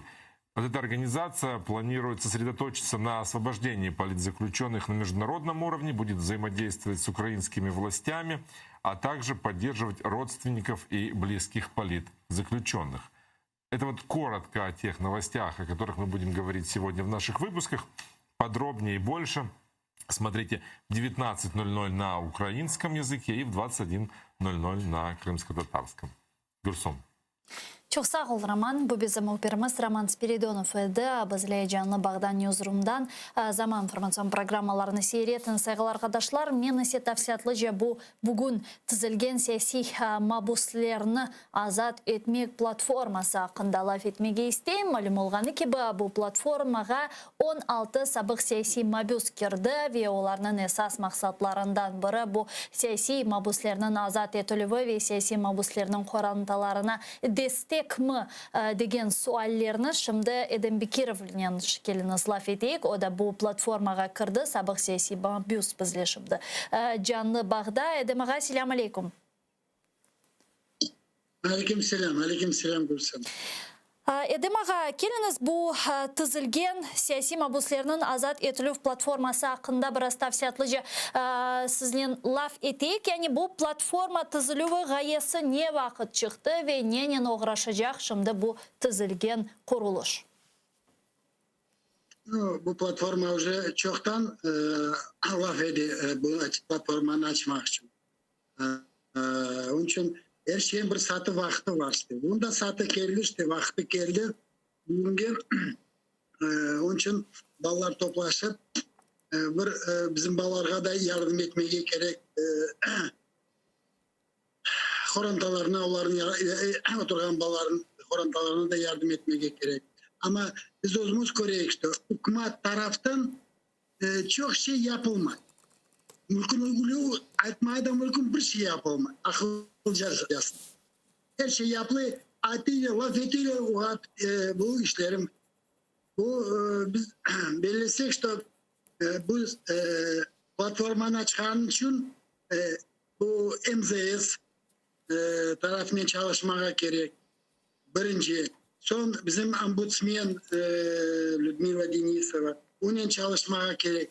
Bunu hepsini hoşu bir yere uzun ustavını gösterip çalışmaya gerek olacak. Yardım etmeye gerek. Etmek, her yerde etmek için. Bu hareketini göstermeye gerek.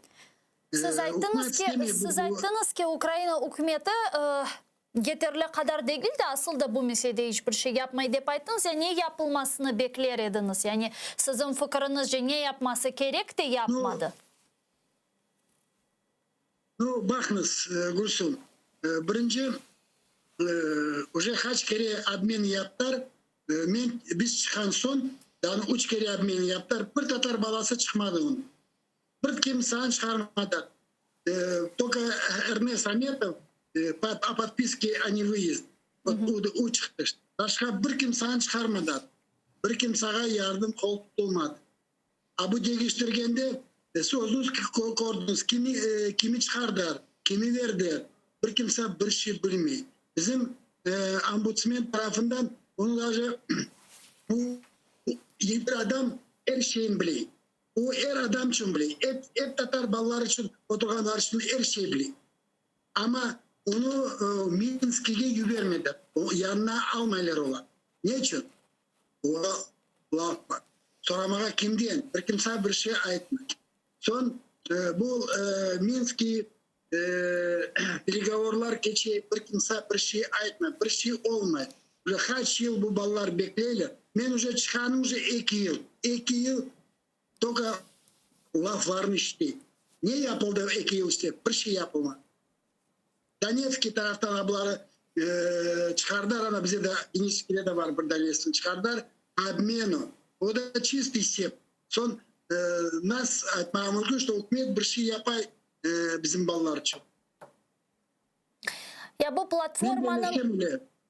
bu platformanın işini nasıl görüyorsunuz? Yani yaxşı mına tızıldı platforma, anda 16 sabık siyasi mabus kirdi, yani böyle bir kuruluş tızdınız şimdi. Faaliyetleriniz neden ibaret olacak? Bilmeyeyim, kayda müracaat edeceksiniz? Mına bizge Mikola Simonyan aytkanına göre bu böyle siyasi bir tızıluf değil. Ama gene de devlet organları ile işte ittifakdaşlıkta bulunacaksınız mı? Bu bize biz Toka Ukrayna'da bu platforma yapılgandan biz Oleg'le laf ettik bu tarafçı. Birinci bir vakit bir zaman o koronavirüs olduğunda bu hastalık çıkandı olduğunda. Biz vardık işte Ceneva, Brüksel'de bu международный taraflar başlatkalar varıp laf ettik. Ayettik bizim ballar için bu tarafı korsettik. Ayettik ne keçi bu türmelerin Rusya'nın içinde işte. Her şeyini hatırladık. Ama şimdi çaresini taptar bu hastalık başka bir şey bir kimse bir yerde var mı? Bu 16 bala 16 adam. Bir toplaşıp bir konvensiya bir şey bir ustav yazıp çıkaracağımız. Bakarız işte. Hükümet olsa ne bilesem politizirованный olmasa her şeyi başına çıkarır. Bu politika tarafına geçti bir şey olmayacak. Bunda bir gerek ne politika gerek ne şey. Bize gerek birinci bu balların çıkarmağı. Bizim politikası o olacak. Başka bu prezidentin, gelen prezidentin mi, başka prezidentin mi, geçken prezidentin onların iş tutulmayacak. Tutulacak milletlerin, dünyanın tutulacakmış. Ama Edemağa siz de anlaysınız ki zaten siyasi mabuslarının çıkartılması ya da azat edilmesi bir anlaşmalar ya da baskılar neticesinde olay ve mutlaka bu meselede siyasi problemler de mevcut. Zaten bu bizim mabuslarımızın meselesi onlarını siyasi cihetten hapishaneye attılar ve siyasetini hoşmayıp onlarını azat etmekinin imkanlarını ben pek anlamayayım. Siz nasıl anlaysınız bunu? Yok, onların çalışmaya gerek. Ombudsman'la çalışmaya gerek. Ministerstvo іностранных eşle çalışmaya gerek. Ama olarsız da bir iş olmaz. Onların her vakit aytmaya gerek var. Bunu yapayım da bir programı çıkarmaya. Klimkin çok şey Klimkin bileydi. Vadim. Biz onun bir zamanda Brüksel'e vardık. Onğa vardık. Çok şey çok şey koterildi, çok programaları var idi. Bu arada ulan abların özümüze çekip yanımızda onlarla çalışıp çok şey öğrenmeye de gerek. Ama birincisi bu balların çıkarmaya, çeremiz olsa çıkarmaya koy. 1, 2, 3 balon çıkarsak bu bizim haberimiz olacak. Yani benim anlağanıma göre sizin platformanızdan esas maksatlarından biri bu şimdi hapishanede bulunan siyasi mabuslarımızın azat edilmesine imkanlar yaratmak ve bunun için işte halkara teşkilatlarla ittifakdaşlıkta bulunup bu meseleni daha çok böyle faalleştirmeye, kötermeye ve ilahri. Doğru mu anlayayım? Doğru. Ya siyasi mabusların... Ya siyasi mabuslarının korantaları ile bağlı meselelerini müzakere ettiniz mi? Yani bu platforma çerçevesinde onlara da bir yardım, destek imkanları yaratılabilir mi? Nasıl düşünüyorsunuz? Çünkü sizin de bilgenizge göre Edemağa siz de bilirsiniz. İşte bu reintegrasiya nazirligi bundan evvel işgal etilgen teritoriyalar boyunca nazirlik siyasi mabuslarının korantalarına böyle para ayıruf programmasını kırsetken edi. Fakat bu sene korçular талайчыларның білдіргеніне көре бір çox ailелер bu yardım destek paralarını alıp olamağan sanki dersin işte bazı bir hatalarını gerçekleştirgenleri için kağıtlarda işte bilmeyin ve ilahire ve böyle bürokratik problemler neticesinde alıp olamağanlar bu destekini ve ne yazık ki desteksiz kalganlar. Yani siyasi mabuslarının korantaları ki anda 200'den ziyade bala babasız kaldı. Bunun için ne yapabiliriz? Yani nasıl şartlarını, usullarını göresiz?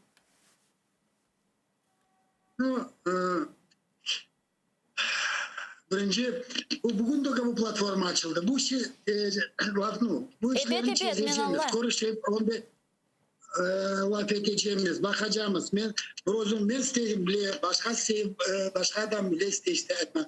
Onun için aytmak için, aytkan son şeyi yapmaya gerek. Bunun için bu lafın çıkarmaya şimdi pek erteden.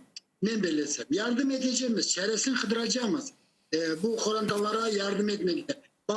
Balların bunda çıkarıp bunda hasta ballar da var. Onlar da bir hastahaneye bunda Ukrayna'da geçirip görsetmeye.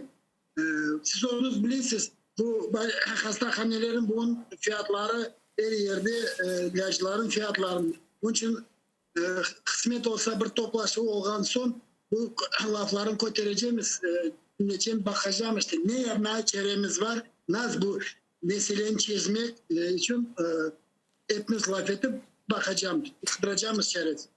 Demek siz de işte siyasi mabuslarımızdan biri ediniz ve işgalcilerinin hapishanelerinde bulundunuz. Yani içeriden vaziyetini bilgen insanlardan birisiz. Hakiki vaziyetini bilgen insanlardan birisiz. Yani şimdiki hapishanede bulungan siyasi mabuslarımızın alını sizden daha yaxşı kim anlar men bilmeyim. Çünkü siz anda bulundunuz, siz bilesiz. Yani onlarını alacak olsak sizin fikrinizce anda bulunmak ne hissettirir siyasi mabuslarımızga? Yani anda bulunup ne bekleyler olar sizce? Nege daha çok muhtaçlar şimdi? Ne yapabilemiz onlar için? Pek ağır вопрос ходим. Даже bilmiyorum, ну, знаете, Rusya aytayım bir-iki söz. Buyurunuz. Sitaya Европа. Ularga bir şey ko'rsatmege, aytmaga ko'rsatmege kerak. Ularga erkin aytmaga kerak. Ularga bir şey kerakmi? Biz vardık. Ular dinleyler, kol tutaylar ama bir şey uların taraflarından yapılmıyor.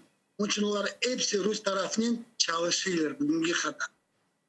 Ular alışveriş yapaylar işte. Onun için ularga pek de işanış yok. Ama başka çaremiz yok.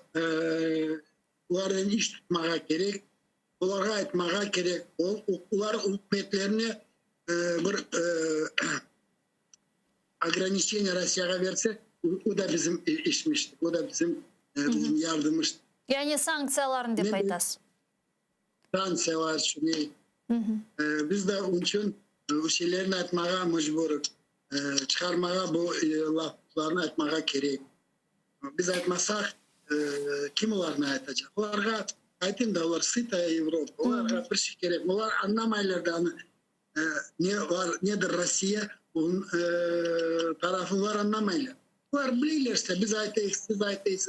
Televizyon, SMİ aytayız. Ama onlar başından daha geçirmediler. Bizim millet geçirdi o şeyler başımızdan. Biz biliyoruz. O fiyatın, Rusya'nın fiyatını biz biliyoruz. Bizim millet biliyor.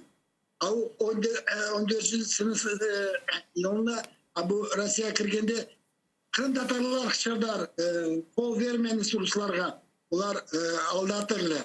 Bir kimse bize işanmadı. Bizim milletimiz biliyor. Biz 44. senesini geçirdik. Bizim anamız, babalarımız geçirdi. Şimdi biz biliyoruz nedir o. Avrupa anlamadı onu. Bir kimse anlamadı. Şimdi anla başlayırlar. Kaç yıl, 7 yıl geçti. Yok başlayırlar anlamaya Allah etmeye. Demek kadar şunu soracağım. Ya Zelenski'nin yapkanlarından şimdi memnunsunuz mu? Kırım yönelişinde sizin fikrinizce sonki işte bu çıkan teşebbüsleri ve yani bunlar siz bularını beğeniyorsunuz mu yapkan sonki hareketlerini Kırım istikametinde? Обязательно. Bu Krimski platforma pek yaxşı olsa, Allah kısmet etse, bu bayağı işin çözer. Bayağı programaları açar. Bu gerek. Bu prezident bu kol verse, yardım etse, aytkanı yapsa, Allah kısmet etse bayağı iş yerden bırakır. Bugün Bunun beraberlikte bizde yaşanamız edi. İşanayık bu şeylerge. Ama bizim ana sağ olsun Emine yapar, bayağı iş yapar, onda kalançık koyteri bu platformanın çevirmeye başlayırlar. Yavaştan koytererek o şeyler. Ve Birlik olsam da şunu sormağa isteyeyim. Bugün işgal etilgen Kırım'da işte sizin davanız devam etiyken. Ne dersiniz bu mesele etrafında? Takip etesiniz mi ya da sizni çok da meraklandırmay bu sizge karşı yapılgan dava? Onu ne aytayım? Bu Rusya korseti özün kudreti, adamların kudreti o kuleyler, bu hükümetki kuleyler. Onlar çaresini tapmadan ne etsem yapmaya лишний раз доказали, что это все фальсификация. Лишний раз доказали. Любой суд, я писала, любой keçirseler, bunlar korsetiler, что это фальш. Onun için ben o şeye çok bakmayayım. Allah'a şüküründe İslam var, Ladin var, Alexey. Bunlar varıyor, merhamelerde yap, işlerin beceriler işte. Sağ olsunlar. Ama onlar özleri de kuleyli. Ради нас это говорит. Я хочу показать их идиотизм и их несостоятельность, что все эти дела против ребят Хизб Тахир, против вас, что это все фабрикации, все сфальсифицировано. Очень... Veda Demağa sağ olunuz cevabınız için ve daha bir meseleni laf etmege isteyeyim sizden. Siz ATR telekanalının daimi böyle takipçilerinden birisiniz. Bizlerine her daim destek etesiz. İşte yayınlarımızı seyretesiz ve ilahri. Ve biz endi 4 haftadan beri siz de bilgenizge göre bu marafonlarını ötküremiz yayınımızda. Çünkü Ukrayna hükümeti bizlerge mali destekni şimdi kesken böyle bir vaziyette ve bu sebepten biz şimdi böyle problemalar içerisinde bulunamız dep aytmaga mümkün. Hatta Meydan Radyomuzun sesi endi kesildi ve ATR telekanalının da vaziyeti nasıl olacak da belli değil. Yani ne dersiniz bu mesele etrafında bir fikirleriniz var mı? Neden böyle yüz veriyor? Neden bir taraftan Kırım yönelişinde Kırım platforması tizili bir hareketler yapıla, diğer taraftan ise ATR telekanalının sesi kesile. Biz kimge keder ettik ki? Gülsüm, mümkün mü? Ben Rusça aytayım. Niçin? Bizim kanalın çok adam bakay. Onun için ben isteyeyim, onlar da anlasın aytkanım. Айтыңыз, Себет. Телеканал АТР, ну, то, что касается меня, это мой самый любимый телеканал. Не только меня, моей семьи, моего народа. Единственный телеканал, который даже в 2014 году показал Майдан истинным лицом, то, что фактически происходило, не приукрашивая, показало то, что есть. А какому государству нравится, когда говорят правду? Когда 60-70% во власти сидит работники Кремля. О чем мы можем говорить? Конечно, им такой канал не нужен. Это нам, крымским татарам, нужен. А им не нужен. Зачем, когда правду говорят? Легче же, когда канал купленный и управляемый. Вы даете сегодня эту, об этом рассказываете, что все хорошо. Вы об этом рассказываете, что все хорошо. Правдивые каналы никому не нужны. Поэтому сегодня они не могут с АТРом ничего сделать. Они единственное, вот таким образом хотят его уничтожить. Потому что у АТРа нету хозяина. Как на других каналах, где Фирташ, где Медведчук, у нас такого нет.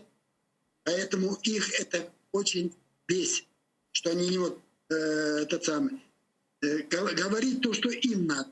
Вот поэтому наш канал старается уничтожить. А эти все Резниковы и ему подобные, это все пророссийские прихвостни, которые за деньги куплены. Я так думаю, что они стараются выполнить команду Кремля, уничтожить телеканал АТР и радио Мейдан. Вот они сегодня закрыли Мейдан. У них не получается закрыть АТР.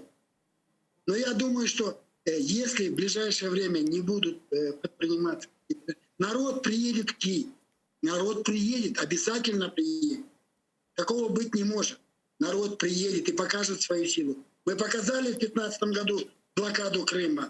Народ показал. И сегодня надо будет, мы приедем опять к Резникову задать вопрос. Çok sağ olun Sedem ağa, böyle bir... АТР будет работать. АТР будет работать. И я думаю, Непременно. это не президент это не дает этот самый, а это дает та команда, которая находится вокруг. А я думаю, что в ближайшее время, я думаю, что президент разрешит этот вопрос. Поднимутся наши руководители. Я думаю, что разрешит ответ. Umut etemiz, Umut etemiz. Çok sağ olun Sedem ağa, böyle bir emosional bir çıkışta bulunganınız için ve bizlerge destek etkeniz için büyük teşekkürler. Edem Bekirov bizle canlı bağdaydı. Sabık siyasi mabusumuzda, sabık bir siyasi mabus İsmail Bey Ramazanov bizle şimdi telefon vasıtasıyla bağlandı. Onu selamlamağa hazırmız. İsmail Bey, selam aleyküm. Selam aleyküm. İsmail Bey, demek siz de bugün bu teşkil etilgen siyasi mabuslarının azat etilmesi boyunca platformaga kirdiniz. 16 aza içerisinde bulunasınız. O'zinizning şahsi vazifasini bu platforma çerçevesinde nasıl görüyorsunuz? Birinchidan birleşmek gerek edi. Birleşmek gerek edi çünkü hepimiz birer öyle gücümüz yok. Eğer güçlerimizin bir platformada koşulup aytılganımız bütün dünyaya darkalar bu Allah milleti. Onun için beni çağırganlarında ben elbette ayttım, ben iştirak edeceğim. Çünkü bu bizge nasıl айтayım? Скажу на русском, да, это українською краще скажу. Це борг перед хлопцями, які зараз знаходяться у неволі. Ми, як політв'язні, яких звільнили, яких обміняли, повинні бути голосом на весь світ, які будуть лунати на весь світ. Голос політв'язнів. Ми будемо робити, я з впевненістю і на 100% скажу за всіх політв'язнів, ми будемо робити для цього, щоб хлопці найближчим часом були на волі, будемо робити все для цього. Якщо потрібно буде, ми будемо їздити. Якщо потрібно буде, ми будемо мітингувати. Розумієте? І потрібно буде дзвонити Путіну, наприклад, да? Теж будемо дзвонити, будемо в нього вимагати.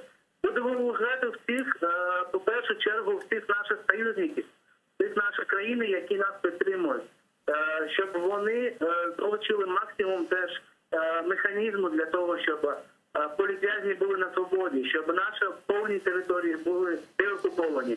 Без окупації, на жаль, я не бачу вирішення цих питань. І в цьому впевненість ті політв'язні, які сьогодні зібрались для презентації цієї історії. Ya İsmail Bey, bu platforma nasıl çalışacak? Siz bir ofis mi dizeceksiniz? Anda herkes işte toplaşacak, laf edecek, bilmeyeyim böyle işlerini böleceksiniz. Buna İsmail bu meselenin uğraşa bilmeyeyim, Edem Bekirov bu meselenin, Pavlo Grib bu meselenin ve ilah yani böyle vazifelerini böleceksiniz mi? Nasıl olacak bu? Eğer bölünse vazifelerimiz, herkes eğer yapacak şeyini yapsa, elbette onun da yapar. Elbette belki może başlangandır bir şeyler yapmaya. Anladınız? Eğer başlangan işler olsa, biz hepimiz birleşecek miyiz bu işlerinin bitirmeye, sonuna geldirmek. Onun için herkesin davet etmemiz bu platformaga. Herkes bu siyasi mahpuslar için işleyen insanların, bütün organizasyonların, bütün hükümetlerinin elbette davet etmemiz, çağıramız, geliniz, koşulunuz. Çünkü bu elde yapmak gerekli yapmak elde sinema elde. Çünkü her gün bağlar anda hapishanedeler. Her gün onlar korantalarından sormuyorlar. Sizin fikriniz mına hapishanelerde bulungan siyasi mahpuslarımız şimdi en çok nege muhtaçlar? Yani nasıl bir yardım destekini bekleyirler? Aileler nege muhtaç? Malumatlarınız var mı? Menimce birinciden azat etmeye onların muhtaçları var. Korantaları endi bekliyorlar. Onlar yıllarla endi ballarını görmeyler. Endi birinci vazife onlardan çıkarmak. Birinci vazife onlardan çıkarmak. Nasıl çıkaracak mısın? Nasıl albaracak mısın? Kimden konuşacak mısın? Endi bu Allah bilirse bu platformanın içinde çezilecek. Bu bütün siyasi mahpuslarının beraber çezilecek. Ve bu platformanın işi hakkında laf ederken de siz bir toplaşıvlar ötküreceksiniz mi? Yani bilmeyeyim ayda bir kere, haftada bir kere yani koşulmağa imkanlar olacak mı? Misal olarak bizlerge, jurnalistlerge ya da işte bilmeyeyim vatandaşlık teşkilat azalarına ve ilahri. Anladım. Eğer bir iş becergen olan olsak elbette jurnalistlerini de haber ederiz. Ama anlarsınız mı? Bu platforma endi açıldı, yapıldı endi herkes iştirak etmemiş için. Herkes bir Sentsov ya da bir Akdemağa ya da bir Ozan değildi.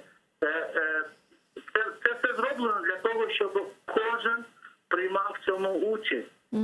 Тобто, якщо ми знайдемо якийсь механізм, ми обов'язково про це повідомимо. І я впевнений,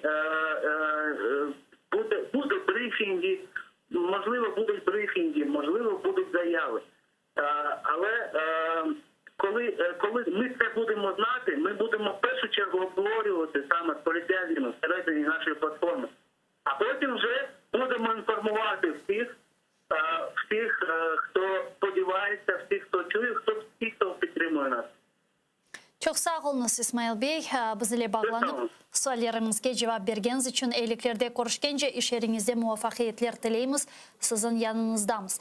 İsmail Ramazanov sabah siyasi mabus bizle canlı bağda edi. Sayılı dostlar, men size bu bölükni yekunlemek mecburiyetimdeyim. Sizlerge görüşkence dep aytam. Çünkü şimdi sizlerini Zaman informasyon programması sonki haberler ile selamlayacaktır. Sonra men bu studiyaga qaytıp musafirlerimizle sonki ve en aktual haberlerini muzakere etmeye devam edeceğim. Görüşkence.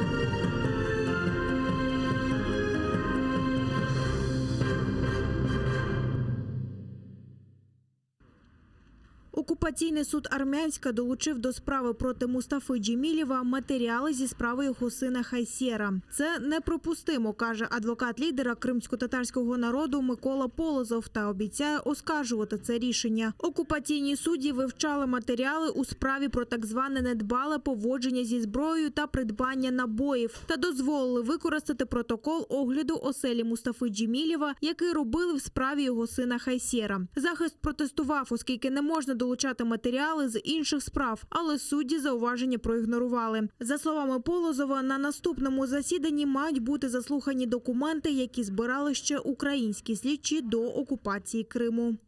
Документы эти выполнены на украинском языке. Защита заявила ранее ходатайство суду о необходимости привлечения переводчика для перевода на русский язык данных документов, поскольку защита не понимает суть информации, изложенной в данных документах. Данные ходатайства судом были удовлетворены, данные документы судом не исследовались. По всей видимости, после привлечения переводчика суд вернется к исследованию данных материалов. 13 квітня минулого року окупанти звинуватили Мустафу Джемілєва у так званому незаконному перетині держкордону Росії, у недбалому зберіганні вогнепальної зброї та у незаконному придбанні та зберіганні боєприпасів. Йдеться про спробу національного лідера кримських татар 3 травня 2014 року потрапити до Криму з Херсонської області. Тоді зустрічати його приїхали тисячі кримських татар, але окупанти його не пропустили. Свідчення розрізнені та суперечать одне одному. В окупаційному центральному райсуді Сімферополя заслухали ФСБівців, які знайшли буцімто вибухівку, заготовлену кримсько-татарським активістом Едемом Бікіровим. На судилищі окупаційні силовики не змогли домовитися між собою, на якій відстані від міфічного схрону зброї вони перебували. Про брехливість слів ФСБівців свідчить і їх недбалість, каже адвокат Олексій Ладін. Під час огляду так званого схрону вибухівки вони пустили попереду слідчих та свідків, а не вибухотехніків. Себто знали, що зброя безпечна, бо самі ж її підкинули. Из 15 свидетелей обвинения, как уже сказал мой коллега, подавляющее большинство – это сотрудники ФСБ, которые в том числе дублируют, повторяют показания мифического секретного свидетеля Меметова. Но эти показания, на взгляд защиты, изначально сфальсифицированы. Поэтому повторение их, так скажем, устами сотрудников ФСБ, оно не может добавить им какой-то достоверности. Кримсько-татарського активіста Едема Бікірова було звільнено з російської неволі ще у вересні 2019 року під час Великого обміну. Але нещодавно окупаційний центральний райсуд поновив судилище проти Бікірова, тепер без його участі. Тяжкохворого кримського татарина з серйозними вадами серця та цукровим діабетом окупанти звинувачують в організації таємного схрону з вибухівкою поблизу окупованого Красноперекопська. Останнє слово Енвєра Топчі, звинуваченого у буцімто недонесенні, призначено на 24 березня. На цей же день призначені дебати між сторонами захисту та обвинуваченням. На сьогоднішньому так званому судовому засіданні відбувся допит самого Енвєра Топчі. Він розповів про порушення прав під час його затримання. Сказав, що під тиском окупантів був змушений обмовити себе. Окрім цього, був допитаний так званий експерт-релігієзнавець, який без необхідної компетенції на основі листування між Топчі та Дададжоновим нібито виявив причетність останнього до заборонених організацій. За словами адвоката Еміля Курбідінова, ФСБ призупинило справу проти самого Дададжонова. Живий він чи ні, та чи справжня людина – невідомо. На данный момент обвинительного приговора в отношении Дададжонова нету. То есть государство на данный момент в соответствии с законом считает его тоже невиновным лицом. Его вина приговором, обвинительным приговором не доказана. И сейчас в отношении этого лица действует презумпция невиновности. Да, это очень такой странный казус, когда еще вина Дададжонова не доказана, и когда предположение ФСБ о том, что он где-то там выгел и так далее, не доказаны, в то время параллельно судит Энвера Топчи о том, что он достоверно знал о преступлениях якобы Дададжонова и об этом не сообщил. 31 серпня серпня окупаційні силовики після ранкових обшуків у Судаку, Совєтському та Нижньогірському районах затримали 4 кримських татар – Айдера Аблякімова, Рідвана Умєрова, Айдера Кадирова та Енвєра Топчі. Чоловікам закидають неповідомлення в правоохоронні органи про листування в соцмережі з Оміджоном Дададжоновим, який, за інформацією ФСБівців, брав участь в діяльності організації ІДІЛ. Проти 4 кримських татар порушено справу про неповідомлення про злочин. Стаття передбачає штраф до 100 тисяч рублів або позбавлення волі строком на 1 рік. З того часу, як наш народ втратив свободу та опинився під окупаційною владою Росії, утиски не припиняються. Учасники кримсько-татарського національного руху Судаку, Джанкойського і Красногвардійського районів виступили з відкритим зверненням до народу, висловлюючи свою підтримку і солідарність всім бранцям Кремля. Кримських татар намагаються витиснути з Криму, навішуючи ярлик терористів, кажуть учасники національного руху. Вони наголосили, не треба закривати очі на репресії проти кримських татар. Вони стосуються кожного. Халыққа нисбеттен етілген ішлеріні көріп, мен бір хуласа келіп, yo қол тұтмақ керекмен, yo өзім четке чекіп отырмақ керекмен. Шушы менден соралacak ақыретте. Мен шундай пікірге келдім. Әрбір инсанға бағылы. Емді соралacak. Мұсылман olarak, мұсылман халқын içine dünya келді. Көздерін açıp алсынлар. Bu bir elek vakti. Әрбір insan elekten geçecek. Yaşayışında. Bekim bugün bir yaxşı ameliniz ahirette terezege koyganda bek ağır olur. Сейчас они уже по-другому начали. Сейчас же начали наших соотечественников, молодых, старых, слепых, женщин сажать, давать такие сроки. И все равно мой народ мудрый, миролюбивый, и это уже признал весь мир. Пусть будет стыдно этим людям, которые этим занимаются, пусть они поймут одно, что все равно они своего не добьются. Мой народ живет на своей родине и будет жить мирно, дружно, как сейчас. Мы, крымские татары, обращаемся к всему миру. Пусть остановит этот беспредел. Напередодні з такими ж промовами звернулися учасники кримсько-татарського національного руху Білогірську та Бахчисараю. Нагадаємо, 17 лютого кількома районами Криму прокотилася чергова хвиля масових облав. Було затримано 5 кримських татар – Азамат Іюпов, Яшар Шейхаметов, Лінур Сейдаметов, Тимур Ялкабов та Олег Фьодоров, який сповідує іслам. Їм закидають організацію та участь в буцімто терористичній діяльності. 14 правозахисних організацій України засудили рішення російського суду, який вчора виніс вирок проукраїнському активістові з Криму Олегові Приходьку. Йому, нагадаю, присудили 5 років колонії суворого режиму та штрафу 110 тисяч рублів. Серед підписантів заяви Центр прав людини «Зміна», Кримсос, Кримсько-татарський ресурсний центр, Українська гельсінська спілка з прав людини та інші. Справжньою причиною судилища над Приходьком правозахисники називають його публічну незгоду з окупацією Криму. Вони вимагають звільнити Олега Приходька і закликають міжнародні організації посилити тиск на Росію і запровадити персональні санкції проти чиновників, причетних до переслідування активістів. Справжньою причиною переслідування українця є його публічна незгода з окупацією Криму, яку він неодноразово висловлював і у ЗМІ, і у спілкуванні з представниками окупаційної влади Російської Федерації в Криму. Олег Приходько брав участь у Євромайдані та після окупації півострова у 2014 році вивісив український прапор на подвір'ї свого будинку. Вирок Олегу Приходьку свідчить про те, що Російська Федерація продовжує практику переслідування громадян України, які, проживаючи в Криму, виступають проти російської окупації і відстоюють півострів як частину України. Українського військового поранено на Східному фронті. В районі Причепилівки на Луганщині окупанти били з підствольних гранатометів та стрілецької зброї. Кульове поранення дістав боєць Об'єднаних сил. Його оперативно ушпиталили. У штабі доповідають, що поранений почувається добре. Також ворог прицільно стріляв з гранатометів різних систем поблизу Водяного на Приазов'ї, а неподалік від Донецька та Кам'янки зі стрілецької зброї. Гаряче на фронті і сьогодні зранку. Обійшлося без втрат з нашого боку. Окупантам відповідали вогнем. стогне. Вранці в районі Водяного, що неподалік Донецька, противник здійснив кілька пострілів у напрямку українських захисників, застосувавши 120-мм міномети. А поблизу Пісків окупанти вели вогонь у напрямку наших позицій з великокаліберних кулеметів. Серед наших воїнів бойових втрат немає. На провокації противника наші воїни відкривали вогонь у відповідь.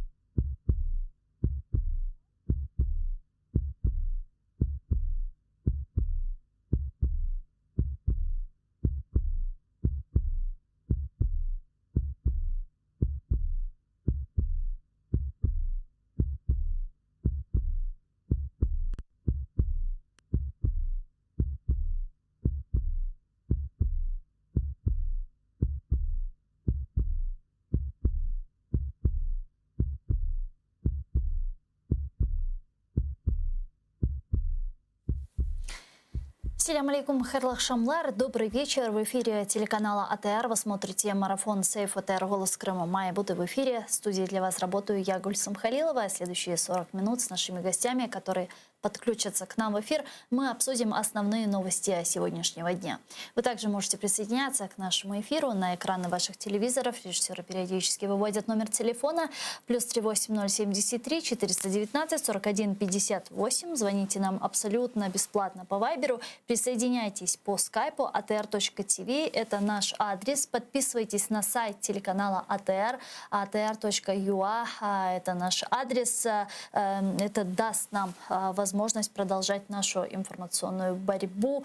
Сегодня, так как финансовые проблемы и сложности телеканала АТР до сих пор не решены, мы нуждаемся сегодня в вашей и моральной, и материальной помощи. Спасибо всем тем, кто поддерживает телеканал АТР. Ну а мы переходим к обсуждению новостей. Сегодня в актовом зале Киевской православной богословской академии ПЦУ презентовали платформу освобождения политических заключенных. Бывший политзаключенный крымчанин Владимир Балух говорил ранее, что создание такой платформы – это моральная обязанность, так как есть люди, которые остаются в застенках Кремля. А вот бывший политический заключенный Олег Сенцов рассказал о целях и задачах этой платформы. Предлагаю послушать его цитату. Платформа – це позапартійне об'єднання, яке створено для захисту прав і звільнення всіх, хто ув'язнений з політичних переслідувань за межами нашої країни, на окупованих територіях і всередині країни. Нашою метою є якнайшвидше відновлення справедливості стосовно кожного. Ми хочемо, щоб питання звільнення політв'язнів було постійно у фокусі суспільної уваги, стало пріоритетним як для органів української влади, так і наших друзів і партнерів за кордоном. Ігор Чаленко, голова Центру аналізу та стратегії, політичний аналітик, зараз з нами на прямому зв'язку. Пане Ігорю, вітаю вас. Ассаляму алейкум. Доброго вечора. Вітаю вас. Пане Игорю, ну что ж, инициирована и презентована платформа по освобождению политических заключенных. Как вы прокомментируете и в каком случае она будет эффективной и поможет действительно освобождению наших политузников?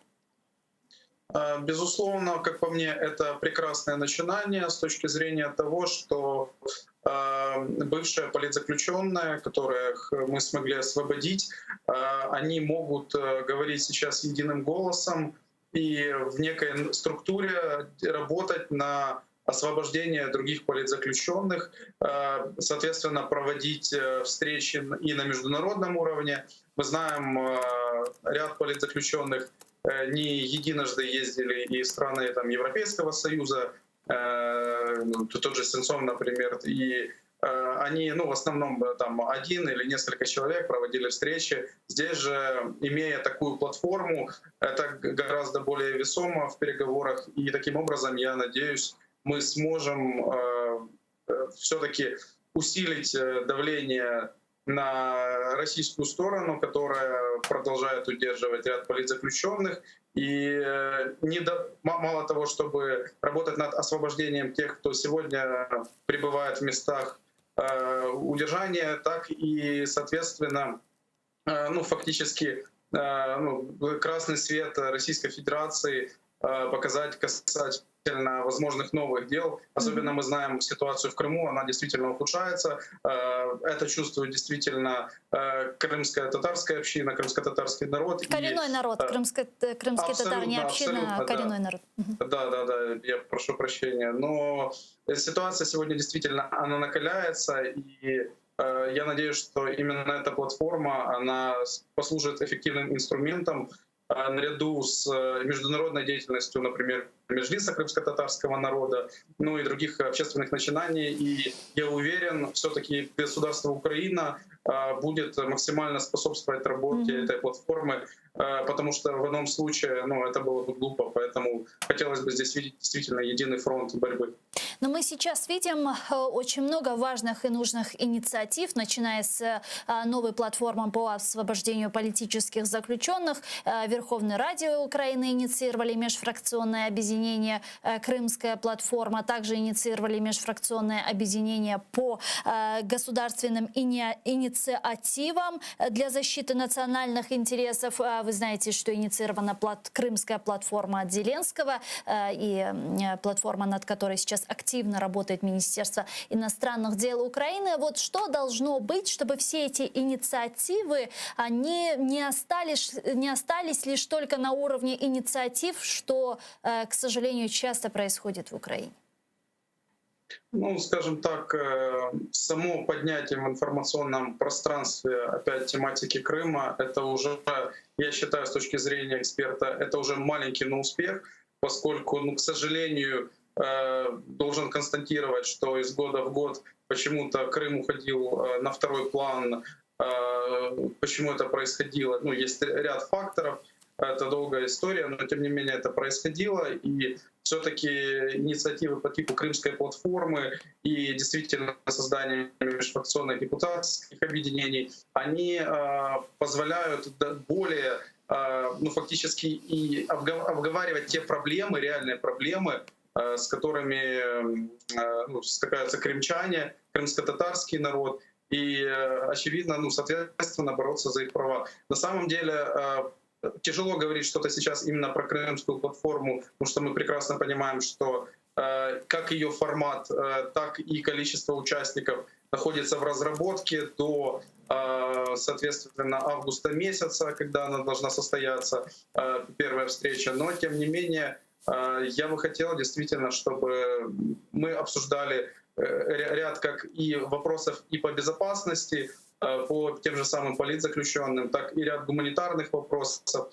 Хотелось бы, чтобы параллельно с этими инициативами усиливалась политика по, ну, фактически усилению интеграции тех, кто хочет, людей, соответственно, там обучение в Украине, соответственно, документация. Все то, что было переведено, например, в Херсон, там для крымских татар, но мы знаем, есть большие на сегодня бюрократические проблемы. То есть мы должны идти все к тому, чтобы, несмотря на все те преграды, которые существуют, крымчане, те, которые хотят дальше оставаться в Украине, они могли это делать, и государство им этому не препятствует. Давайте обсудим еще одну новость. Сегодня прозвучала из уст генерального секретаря НАТО Янса Столтенберга. Он сказал, что потребность в Североатлантическом альянсе не изменилась, и как пример этого привел российскую аннексию Крыма в 2014 году. Давайте послушаем его цитату. Ця спроба змінити кордони за допомогою сили, як ми бачили в Криму, відбулася всього кілька років тому. Отже, потреба в НАТО не змінилася. Ми повинні продовжувати адаптуватися, щоб протистояти як старим, так і новим викликам. Ну, как вы считаете, можно ли после этого заявления ожидать усиления позиций НАТО по Украине, да и в принципе самой инициативы Североатлантического альянса? Ведь ну, в последнее время ставилось под сомнение вот все-таки и вопрос реагирования НАТО на глобальные угрозы. Ну, скажем так, внутренние проблемы НАТО, они были связаны более с прошлой администрацией Трампа в Соединенных Штатах. Я надеюсь, сейчас немного позиция внутри самого альянса она поменялась после прихода Байдена, но в данном случае вполне логичные слова Йенса Столтенберга, потому что все мы прекрасно знаем 5-ю статью Вашингтонского договора, где нападение на одну страну-участницу НАТО является нападением на всех стран-участниц альянса. Соответственно, действительно, если бы Украина использовала свой шанс самый большой в 2008 году, когда, ну, касательно ПДЧ, то, я думаю, вполне мог быть такой вариант, действительно, что Россия, ну, она бы не делала те шаги, которые она делала в 2014 году, потому что ну, она бы не шла в прямую конфронтацию с Североатлантическим альянсом. Поэтому в данном случае очевидно, что Украине нужно в дальнейшем следовать курсом на сближение в НАТО. Прекрасно, что мы внесли этот вопрос в нашу Конституцию, но очевидно, что говорить о вступлении после того, как у нас, соответственно, и аннексировали полуостров, и продолжается ситуация, активные боевые действия, позиционная война на Донбассе, соответственно, членами мы в ближайшем будущем НАТО точно не станем. Но, тем не менее, это не мешает нам усиливать сотрудничество. Мы знаем, что фактически Украина сегодня находится самая ближайшая страна, не участник НАТО, по интенсификации наших отношений, по учениям и по всему, и по приведению стандартов. Пане Ігор, давайте підключимо к нашому ефіру зараз Єгора Чернова, народного депутата України Верховної Ради, голова постійної делегації України в Парламентській асамблеї НАТО. Пане Ігоре, вітаю вас. Селям алейкум. Доброго вечера. Пане Егоре, сегодня Йенс Столтенберг, генсек НАТО, сказал, что если бы Украина была бы в НАТО до аннексии Крыма, до 2014 года, то аннексии Крыма бы не произошло. Ну, может, уже пора задуматься серьезно над этим вопросом Североатлантическому альянсу, по Украине предоставить ПДЧ и так далее. Ведь наверняка там понимают, что Крым и Донбасс – это не Рубикон амбиций Путина.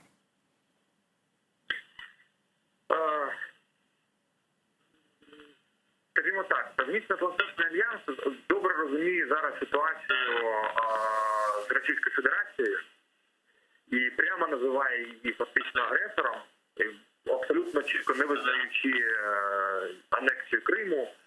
Але разом з тим у альянсу є критерії входу на приєднання до альянсу. Це фактично ПДЧ, виконання вимог, стандартів НАТО, які ми частково вже виконуємо через річні національні програми, але поки що не досягли того рівня, щоб стати повноправним членом. А чего не хватает? Чего не хватает? Помните, Петр Порошенко, экс-президент, говорил о том, что к 2020 году Украина будет соответствовать уже всем стандартам НАТО. Насколько мы все-таки уже в 2021 году приблизились к этим амбициозным заявлениям, вот если говорить в процентном соотношении? Тут дуже складно оцінювати у відсотковому відношенні, тому що насправді ми не маємо самого ПДЧ. ПДЧ – це той план реформ, який має зробити країна для того, щоб отримати членство. Ми маємо річні національні програми, які ми виконуємо щорічно і отримуємо позитивні оцінки від НАТО з виконання цих річних програм. Але разом з тим у мене, якщо буде така амбіційна ціль до 2020 року відповідати стандартам НАТО, то чому не була зроблена реформа СБУ, на якій наполягає в тому числі НАТО? Чому не були прийняті закони про оборонні закупівлі, які ми прийняли минулого року, які дозволяють побороти корупцію в оборонних закупівлях? Закону про розвідку не був прийнятий. Тобто я не розумію, чому було витрачено стільки часу, були красномовні заяви, але наблизитись до НАТО ми не змогли до стандартів НАТО. Тому в якій мірі ми зараз виконали, це також складно сказати, тому що це дуже комплексне питання, це реформування не тільки сфери оборони та безпеки, але і судової реформи це питання, тому що верховенство права – це також вимога, в тому числі і НАТО. Ці демократичні цінності, скажімо так, але з цим у нас все гаразд.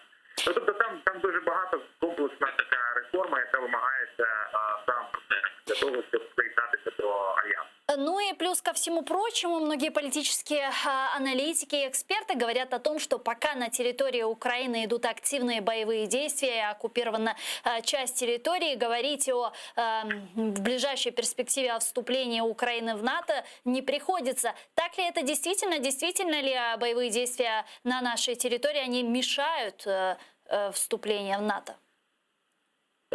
На одному з заходів спільних в НАТО я задавав таке питання Єнсу Столтенбергу, що потрібно зробити, які передумови мають бути у України для того, щоб вступити в альянс. Чи загрожує нам не вступ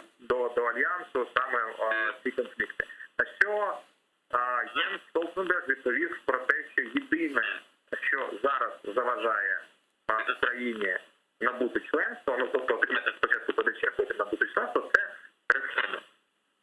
Якщо ми зосередимося на реформах, то і виконуємо те саме домашнє завдання, я думаю, що проблемою не буде. То есть если мы сможем во всех сферах все подогнать под стандарты НАТО и при этом будет продолжаться боевые действия на востоке Украины и оккупирован полуостров, то в принципе шансы есть. Правильно я вас поняла?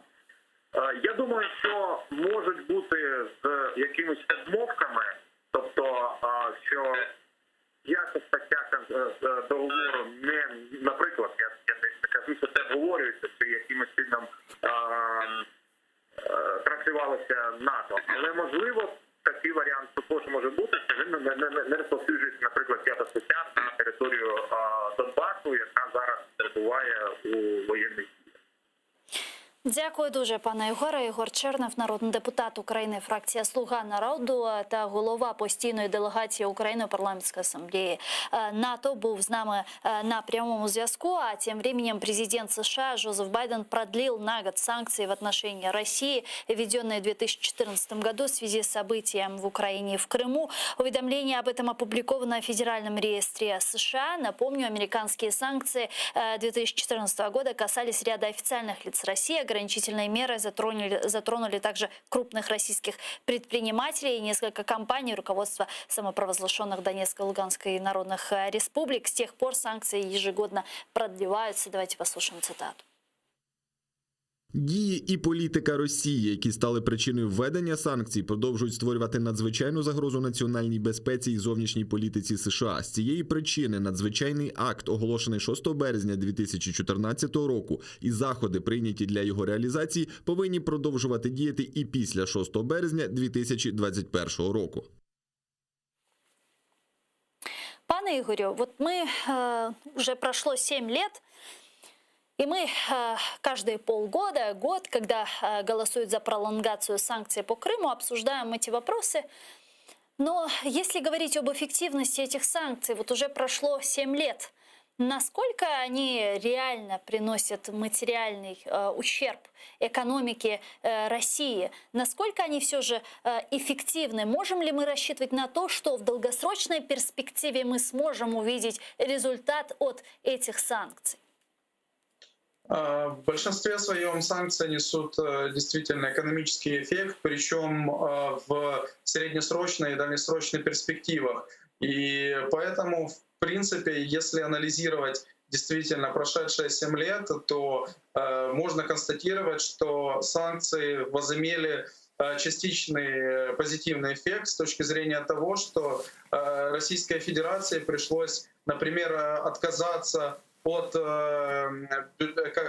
фонд благосостояния, куда они постепенно накапливали ресурсы от продажи нефти и газа на будущее поколение. В итоге бюджет стал дефицитным. То есть, и, соответственно, те ресурсы, которые оккупант вкладывал в полуостров, в свои инфраструктурные проекты, связанные там с строительством необходимых для развития баз дорог и всего остального. Мы знаем сейчас, соответственно, и в Крым хотят вернуть, соответственно, ядерное оружие.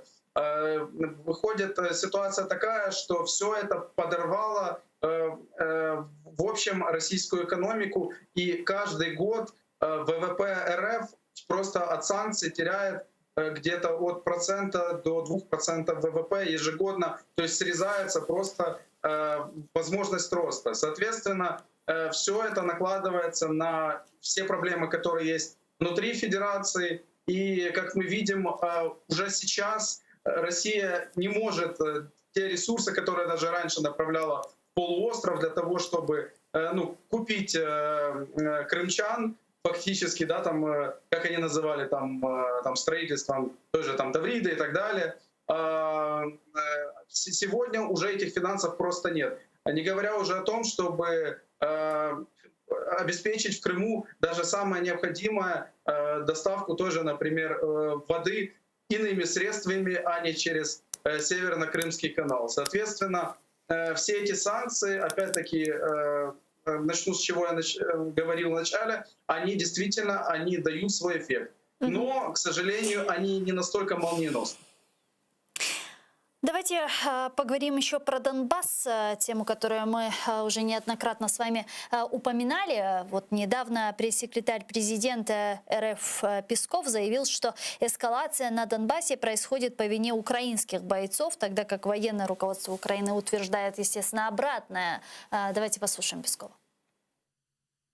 Мы действительно с глубокой озабоченностью наблюдаем за растущей напряженностью на линии соприкосновения. Мы фиксируем все чаще и чаще обстрелы территории Донбасса со стороны украинских вооруженных сил или разных формирований, которые у Украины имеются вблизи линии соприкосновения. Мы фиксируем вход украинских военных в те зоны, где они не должны быть после завершения разведения. Все это повод для серьезной обеспокоенности. Министерство иностранных дел Украины отреагировало на заявление спикера Кремля Пескова о приближении Киева к опасной линии в конфликте на Донбассе. В министерстве посоветовали России прекратить перекладывать ответственность на других. Об этом говорится в комментарии пресс-секретаря МИДа Олега Николенко. Цитирую, он сказал следующее. «Россия должна, наконец, прекратить перекладывать ответственность на других и начать выполнять взятые на себя мирные обязательства. Риторика о приближении к опасной линии ложится в логику войны, от которой до сих пор не могут отказаться в Кремле». Конец цитаты. К нам сейчас присоединяється Андрій Тетерук, командир добровольчого батальйону патрульної служби міліції особливого призначення «Миротворець» ГУМВС України, народний депутат України 8-го скликання. Пане Андрію, вітаю вас. Доброго вечера. Пане Андрею, как вы воспринимаете вот эти последние новости? Песков говорит о том, что Украина якобы нарушает какие-то договоренности и обвиняет Украину в эскалации конфликта на Донбассе. Ну а реакцию украинского МИДа я уже зачитала. Как вы это прокомментируете? Ну, це відверта і цинічна брехня. Якщо б українські військові зараз знаходились десь в Брянській області, тоді б було б якась стурбованість з боку Кремля цілком зрозуміло.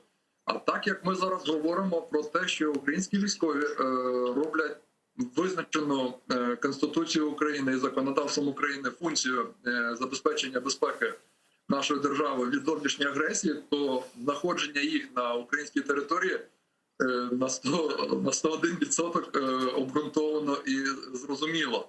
Обвинувачувати Україну в тому, що нібито ми є агресорами, ну це цинізм вищого гатунку. Власне, та, скажімо, складова кремлівської пропаганди, яка бере початок від геббельсовської пропаганди нацистської Німеччини. Но мне кажется, Геббельс бы, наверное, сейчас позавидовал все же им. Так, навіть він був шляхетнішою людиною за оцих покидьків, які зараз сидять в Кремлі, вбивають українців, вбивають громадян інших країн по всьому світу, включаючи заборонену хімічну зброю, і при цьому намагаючись або висловлювати якусь занепокоєння, або стурбованість, і прикладаючи провину на будь-кого, але не беручи відповідальність за скоєння всіх цих жахливих злочинів на себе і на своїх посіпак підлеглих. Тому ставитись до таких заяв треба спокійною, холодною головою, розуміючи, що Україна робить правильні речі. Вона боронить український народ, боронить нашу державу від агресії російського окупанта. Друге, треба документувати всі ці речі для того, щоб притягнути знахабнілого ворога до відповідальності. Це можна зробити за допомогою міжнародного законодавства. Навіть якщо вони зараз, передбачаючи свою відповідальність саме в Міжнародному кримінальному суді в Гаазі, беруть і імплементують певне законодавство на рівні Російської Федерації, де не визнають міжнародне законодавство. Це нонсенс. Тим самим вони себе заганяють, знаєте, такі беззмістовні щурячі перегони, щоб стати просто щурячим королем. Я думаю, що ці заяви скоріше панічні, ніж прагматичні. Ось так. Но, тем не менее, мы видим активизацию боевиков, террористов на востоке Украины. В последнее время ведутся активные такие, можно сказать, нападения на украинской позиции со стороны российских наемников. С чем вы связываете такую активизацию и, возможно, и односторонний срыв перемирия? Или, возможно, я неправильно говорю, может быть, этого перемирия и в принципе не было? Давайте порозглянемо цю ситуацію, починаючи її з самого початку. Російська Федерація, бачачи, що українські збройні сили і тоді добровольчі батальйони звільняли українську землю від цих найманців, яких Росія спонсорувала задля захоплення української влади і створення так званої Новоросії. Коли вони бачили, що цей проєкт наближається до свого логічного завершення, і лічені дні просто залишались до звільнення української землі, вони ввели свої збройні підрозділи. Все. Після того ситуація стала повністю однозначно категоричною в тому напрямі, який відбувся. Все. Злочин, доведений злочин, можна вважати незакінченим. Тому далі коментувати, що і в який спосіб робить Російська Федерація, просто позбавлено сенсу. Вони є щоденно злочинцями і вбивцями. Навіть якщо вони припускали тимчасове зменшення інтенсивності обстрілів, це було просто лічені доби або дні для того, щоб просто чергово продемонструвати, що нібито Україна порушила це перемир'я. Хоча насправді сама присутність російських окупаційних військ, сама фінансова, технічна, фінансова насамперед, тому що вони платять не тільки своїм збройникам, але й найманцям за те, щоб вони фігурували в якості так званого ополчення. Тобто говорити про те, що перемир'я якесь відбулось в якийсь спосіб, це просто вводити себе в оману. Насправді інструмент зовнішньої агресії включає виключно демонстрацію або застосування сили. Ось це і є справжня зовнішня політика Російської Федерації. Зеленський, сподіваючись на те, що з Путіним можна домовитись, вони йому і підіграли. Просто щоб він, бачачи цей процес підігравання, погодився на капітуляцію. Коли цього не відбулось, вони знову повернулись до демонстрації і застосування сили як основного і єдиного інструменту ведення зовнішньої політики. До цього треба готуватися. Я впевнений, що наші Збройні сили в порівнянні з 2014 роком мають що відповідати на такі провокації з боку окупаційних військ. Дякую дуже, пане Андрію. Чухсагол, у нас Андрій Тетерук був з нами на прямому зв'язку, народний депутат України 8-го скликання. Пане Ігорю, а связываете ли вы эскалацию на востоке Украины с последней активизацией нашего руководства и введения санкций против Медведчука и его телеканалов? Просто связываю, а сами представители Российской Федерации фактически прямым текстом и сказали, что они боятся, соответственно, военного исхода всей этой ситуации. То есть буквально даже не было вопроса о бизнесе Медведчука, которое было там, и санкциях против него, и его супруги наложены там на втором заседании СНБО. А еще только вопрос был по Казаку и по телеканалам. Уже Российская Федерация публично настолько четкие сигналы давала, что действительно такая активизация на линии разграничения, она действительно будет. Но очевидно, что сейчас, несмотря на эту активизацию, исходя из тех данных, которые приходят, работают в основном снайперы с той стороны, соответственно, как по мне, сейчас россияне просто пытаются так припугнуть украинскую власть для того, чтобы более снисходительно относились к соответствующим лицам, которых сейчас подпали под санкции. Тем не менее, видим, что это не помогает, поэтому действительно дальнейшая эскалация целиком возможна. Причем этому будет помогать как и крайне плохая ситуация в тристоронней контактной группе, так и те события, которые проходят внутри так званых республик где мы слышим уже постоянные разговоры, давайте там объединять две республики, уже и чуть ли не там псевдопрезидента начинают выбирать, бывшего министра Украины МВД господина Захарченко. То есть, соответственно,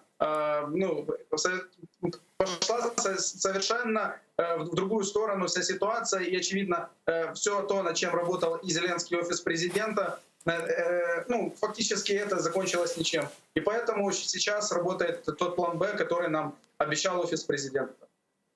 Но нам и РНБО обещала 5 вариантов развития дальнейших событий, 5 вариантов разрешения ситуации на востоке Украины. Но пока что мы ничего не видели. Почему? Как было сказано в интервью Арсена Авакова на этот счет, когда его спрашивали, то говорит, что действительно эти 5 вариантов были, но 2 было рабочих, соответственно, то, что было, самое реалистичное пошло в ход. Поэтому целиком возможно, что действительно эти 5 вариантов были, но на них, очевидно, гриф «секретно», как и должно быть. Но я не исключаю, что опять-таки поднимется вопрос о миротворцах, поскольку говорить о большой войне, то есть полномасштабном наступлении с Донбасса, пока это преждевременно. Но, тем не менее, для себя я такой риск вижу. Но все-таки я не думаю, что он превалирует. Сегодня в польской столице, в Варшаве, запланирована первая встреча Люблинского треугольника Польша, Литва, Украина в формате советников президента по национальной безопасности. С нами сейчас на прямой связи Глеб Парфенов, керівник департаменту безпекової політики в Центр політичних студій «Доктрина». Пане Глебе, вітаю вас. Витаю. Как вы думаете, какие вопросы сегодня будут подниматься на заседании Люблинского треугольника? По моему мнению, сейчас данный формат заседания будет скорее, скажем так, дискуссионный, потому что советники президентов собираются в таком формате лишь первый раз, и, соответственно, будут, скорее всего, обговариваться вопросы безопасности, координированности насчет санкций против России, так как это тем странам Люблинского треугольника интересно в том плане, что общую угрозу представляет в первую очередь «Северный поток-2». Скорее всего, будут координироваться касаемо этого вопроса, также касаемо ситуации непосредственно в Беларуси, потому что там сейчас, по последним заявлениям, возможна концентрация российских военных баз, что также угрожает всем трем странам. Поэтому, скорее всего, будут рассматриваться первоначально это вопросы безопасности границ всех трех государств. Скажите, а вот если говорить про «Северный поток-2», чем страны в рамках Люблинского треугольника могут повлиять на вопрос завершения или не завершения «Северного потока-2»? Есть ли у этих 3 стран, Польши, Литвы и Украины, рычаги влияния на «Северный поток»? Скорее всего, возможно, будет проведена такая же мероприятие, как проводились до этого, но в более коллегиальном виде, когда все 3 страны будут обращаться непосредственно к Германии и к Соединенным Штатам для того, чтобы повлияли на сам процесс незавершения, скажем так, строительства данного газопровода. Сегодня стало известно, что академик Черкский, трубоукладчик, покинул немецкий порт Висмар, у причала которого он находился с конца января. Вот как вы думаете, американские санкции делают невозможным уже завершение строительства «Северный поток», или же все-таки «Газпром» всячески обойдет санкции, которые уже есть и внедрены, и достроит «Северный поток-2»? Для «Газпрома» и в целом для России это уже не вопросы прибыли, не вопросы денежные, это исключительно политический вопрос, и готовы на любые действия, лишь бы попытаться закрыть данный вопрос.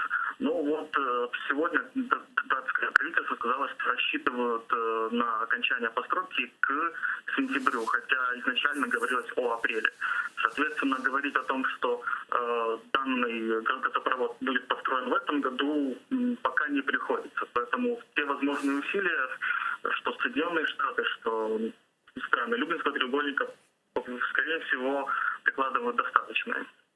Дякую дуже, пане Глібу. Чухсагол, нас Гліб Парфьонов, керівник департаменту безпекової політики в Центру політичних студій «Доктрина США», був з нами на прямому зв'язку. Пане Ігорю, Северный поток, как вы думаете, достроят ли и запустят ли уже эксплуатацию?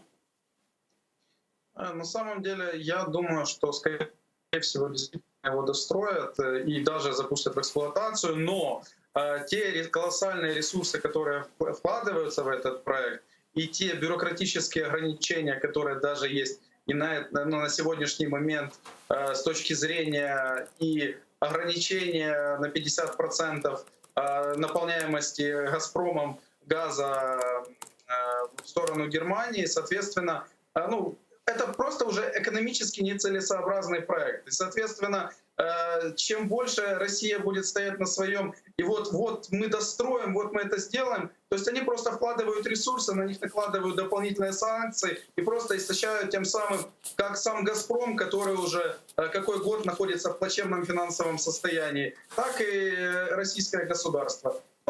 Россия просто играется в геополитику, а ее постепенно экономическими путями действительно ухудшает ее состояние. Та же самая абсолютно ситуация, как и с санкциями по Крыму, то, что мы с вами обсуждали ранее. Та же самая абсолютно. Я думаю, действительно, Северный поток, он запустится, но это будет абсолютно неинтересен с экономической точки зрения проект. Дякую дуже, пане Ігорю. Чухсагол, нас Ігор Чаленко, голова Центру аналізу та стратегії, політичний аналітик, був з нами на прямому зв'язку. Ну, а я с вами вынуждена попрощаться, но оставайтесь Первым Крымско-Татарским. Далее эфир нашего телеканала продолжает информационная программа «Заман». А после в этой студии вас уже поприветствует мой коллега Осман Пашаев в программе «Прайм Корушкевич».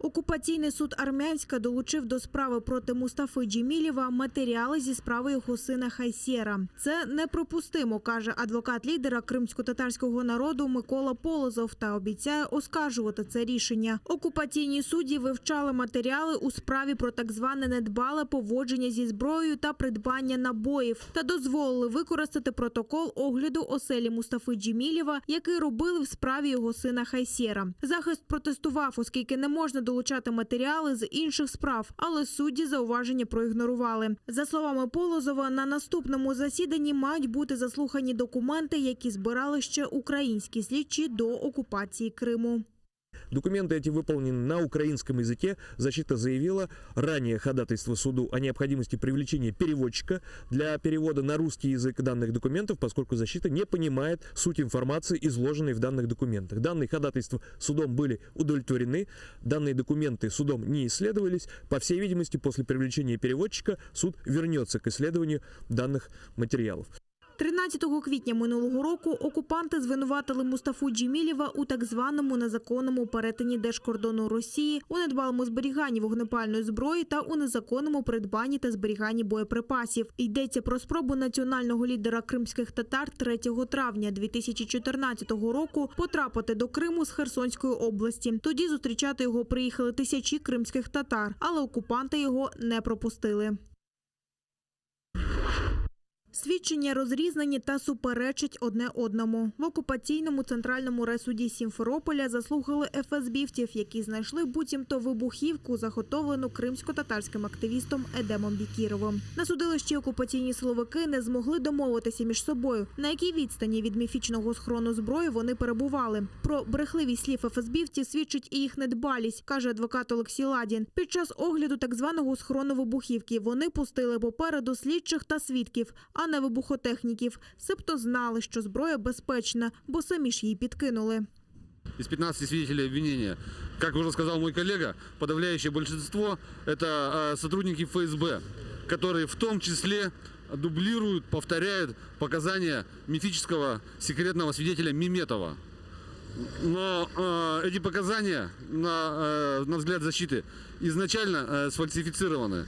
Поэтому повторение их, так скажем, устами сотрудников ФСБ, оно не может добавить им какой-то достоверності. Кримсько-татарського активіста Едема Бікірова було звільнено з російської неволі ще у вересні 2019 року під час Великого обміну. Але нещодавно окупаційний центральний райсуд поновив судилище проти Бікірова, тепер без його участі. Тяжкохворого кримського татарина з серйозними вадами серця та цукровим діабетом окупанти звинувачують в організації таємного схрону з вибухівкою поблизу окупованого Красноперекопська.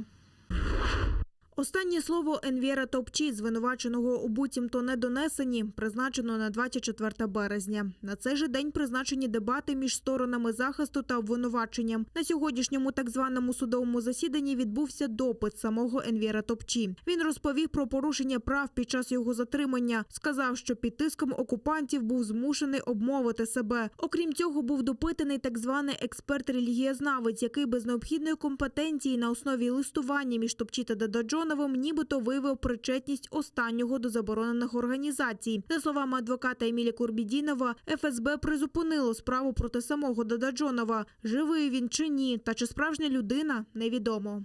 На данный момент обвинительного приговора в отношении Дададжонова нету. То есть государство на данный момент в соответствии с законом считает его тоже невиновным лицом. Его вина приговором, обвинительным приговором не доказана. И сейчас в отношении этого лица действует презумпция невиновности. Да, это очень такой странный казус, когда еще вина Дададжонова не доказана, и когда предположение ФСБ о том, что он где-то там выиграл и так далее, не доказаны, в то время параллельно судит Энвера Топчи о том, что он достоверно знал о преступлениях якобы Дададжонова и об этом не сообщил. 31 серпня окупаційні силовики після ранкових обшуків у Судаку, Совєтському та Нижньогірському районах затримали 4 кримських татар – Айдера Аблякімова, Рідвана Умєрова, Айдера Кадирова та Енвєра Топчі. Чоловікам закидають неповідомлення в правоохоронні органи про листування в соцмережі з Уміджоном Дададжоновим, який, за інформацією ФСБівців, брав участь в діяльності організації ІДІЛ. Проти 4 кримських татар порушено справу про неповідомлення про злочин. Стаття передбачає штраф до 100 тисяч рублів або позбавлення волі строком на 1 рік. З того часу, як наш народ втратив свободу та опинився під окупаційною владою Росії, утиски не припиняються. Учасники кримсько-татарського національного руху Судаку, Джанкойського і Красногвардійського районів виступили з відкритим зверненням до народу, висловлюючи свою підтримку і солідарність всім бранцям Кремля. Кримських татар намагаються витиснути з Криму, навішуючи ярлик терористів, кажуть учасники національного руху. Вони наголосили, не треба закривати очі на репресії проти кримських татар. Вони стосуються кожного. Халкка нисбетен этилген ишлерини көрүп, мен бир хуласа келип, yo kol tutmak kerekmen, yo o'zim chetga chekib o'tirmak kerakman. Shu şey menden so'ralajak oxiratda. Men shunday fikrga keldim. Har bir insonga bog'liq. Endi so'ralajak. Musulmon olarak Müslüman halkın içinde dünya keldi. Gözlerini açıp alsınlar. Bu bir elek vakti. Her bir insan elekten geçecek. Yaşayışında. Bekim bugün bir yaxşı ameliniz ahirette terezege koyganda bek ağır olur. Сейчас они уже по-другому начали. Сейчас же начали наших соотечественников, молодых, старых, слепых, женщин сажать, давать такие сроки. И все равно мой народ мудрый, миролюбивый, и это уже признал весь мир. Пусть будет стыдно этим людям, которые этим занимаются, пусть они поймут одно, что все равно они своего не добьются. Мой народ живет на своей родине и будет жить мирно, дружно, как сейчас. Мы, крымские татары, обращаемся к всему миру. Пусть остановит этот беспредел. Напередодні з такими ж промовами звернулися учасники кримсько-татарського національного руху в Білогірську та Бахчисараю. Нагадаємо, 17 лютого кількома районами Криму прокотилася чергова хвиля масових облав. Було затримано 5 кримських татар – Азамат Іюпов, Яшар Шейхаметов, Лінур Сейдаметов, Тимур Ялкабов та Олег Фьодоров, який сповідує іслам. Їм закидають організацію та участь в буцімто терористичній діяльності.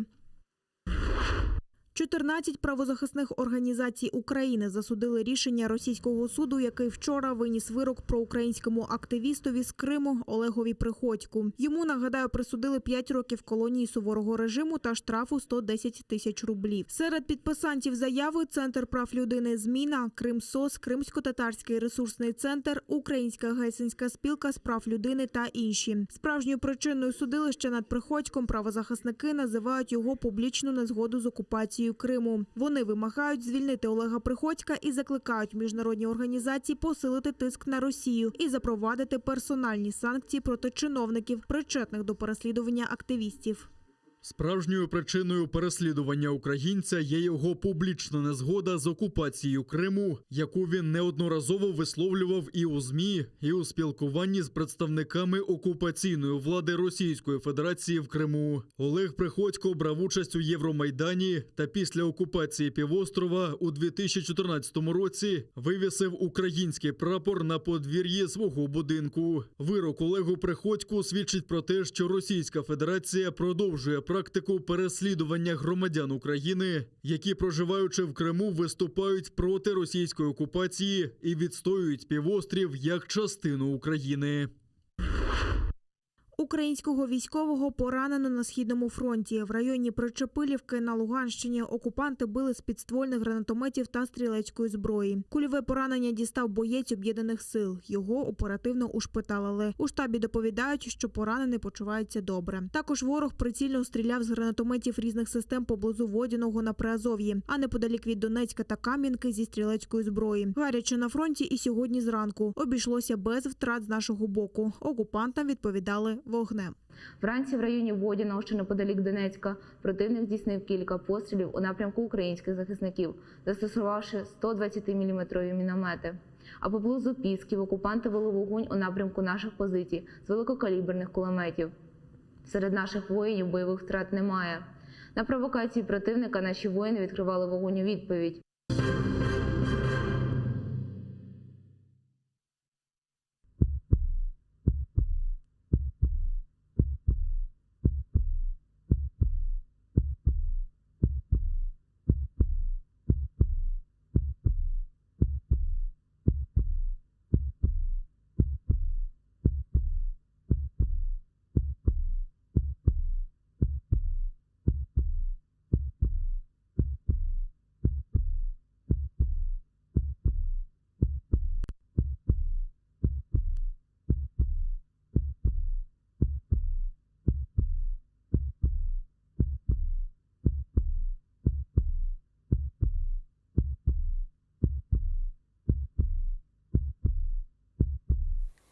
Хайрлах Шамлар, добрий вечір. Це марафон Save ATR в рамках Прайму. Сьогодні ми годину будемо говорити з надзвичайним повноважним послом України в Сполучених Штатах Америки в 2015-2019 роках Валерієм Чалим. Добрий вечір. Перед тим, як почнемо, на своїх екранах ви бачите номера картків, на які можете підтримати телеканал АТР, які просять зараз в часи відсутності фінансування з боку держави від своїх глядачів. Підписуйтеся на ТР, ставайте нашими патронами. Всі реквізити ви будете бачити протягом ефіру на ваших екранах. Пане Валерію, одразу про санкції. Байден продовжив ще на рік санкції кримські. Ми перед ефіром говорили, коли я відкрив їх, я бачу, персональні санкції виглядають так, як санкції запроваджено щодо керівниці законодавчого зібрання міста Севастополя або очільників місцевих так званих ЦВК, представників окупаційної влади, скажімо, чиновників не першого гатунку на російському рівні. Наскільки ефективні такий вид санкцій по Криму? Добрий вечір. Перш за все, дозвольте мені висловити свою солідарність з тими, хто бореться на всіх фронтах з Росією, з окупантами, в тому числі на інформаційному.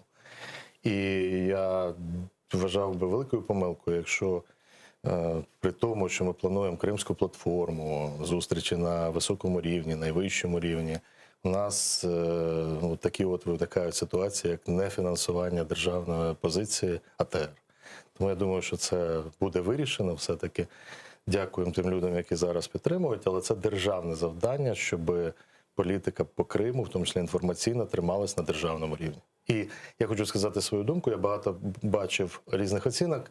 Це не питання рейтингів, це питання саме важливості роботи в Криму, важливості роботи на цьому напрямі. Тому що рейтинги можна отримати якимось шоу, і в тому числі якимось фільмами, але точно не поборешся таким чином за серця тих, хто в Криму продовжує боротися з окупацією Росії.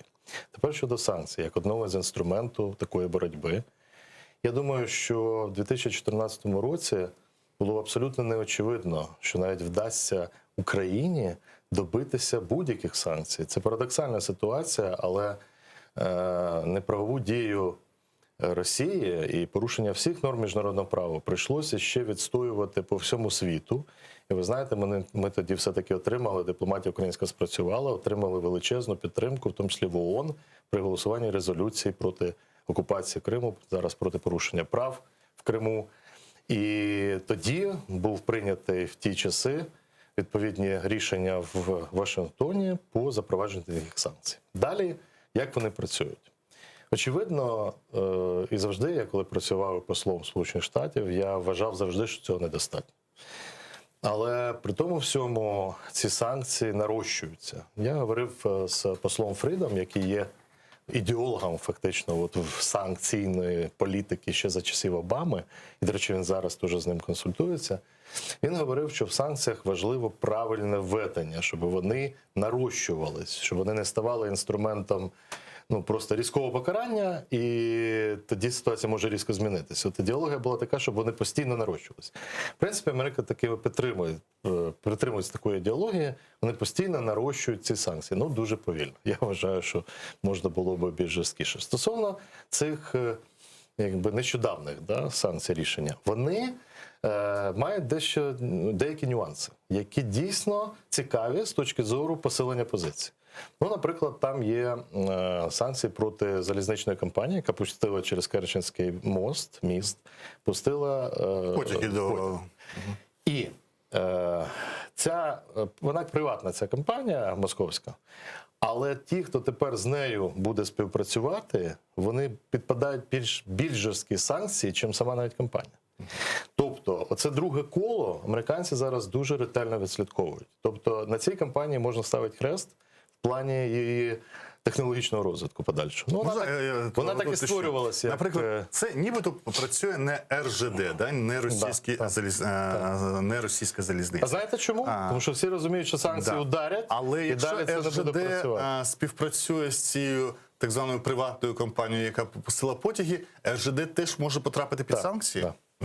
Якщо вони далі будуть показувати цю співпрацю, а це вже доводиться відповідними розслідуваннями в Сполучених Штатах, інформацію, яку ми даємо також, як Україна, туди додатково, а не тільки Україна, то таким чином тоді ті, хто співпрацюють, також підпадають під... А якщо між тими великими компаніями, ми розуміємо, саме тому всі ці Збірбанки і великі фінансові компанії російські і не входять в Крим для того, щоб не потрапляти. Але якщо між такою компанією, як там, зокрема, РЖД, або там в них мобільні мережі так само працює, в Криму там працює якась окрема компанія, яка не прив'язана до тих великих GSM-операторів.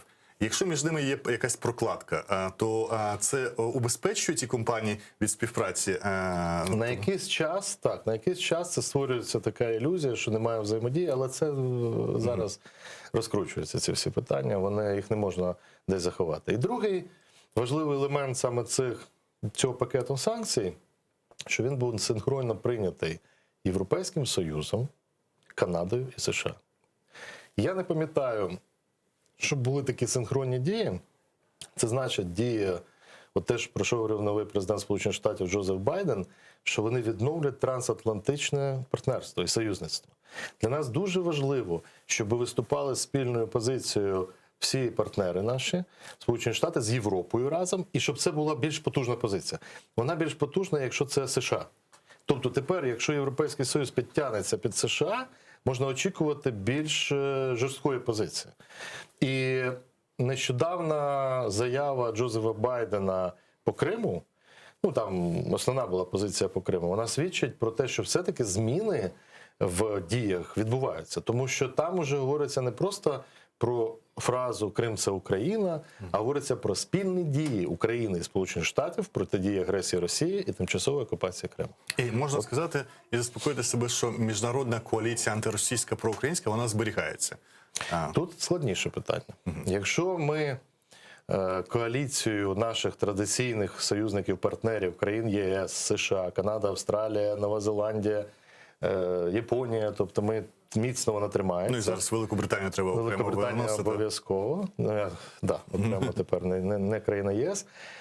Але от якраз весь світ, якщо брати, то скажу вам відверто, позиція по підтримці резолюції по Криму в ООН, вона з одного боку підсилена змістовно в резолюціях, там більше вимог, а з іншого кількість країн, які це підтримують, зменшується. Це вже другий рік відбувається. А за рахунок яких країн це За рахунок тих країн, які традиційно уникають оцінки будь-яких конфліктів в світі. Маленькі країни, я як посол в Сполучених Штатах, я ще був, крім цього, представником України в Організації Американських Держав.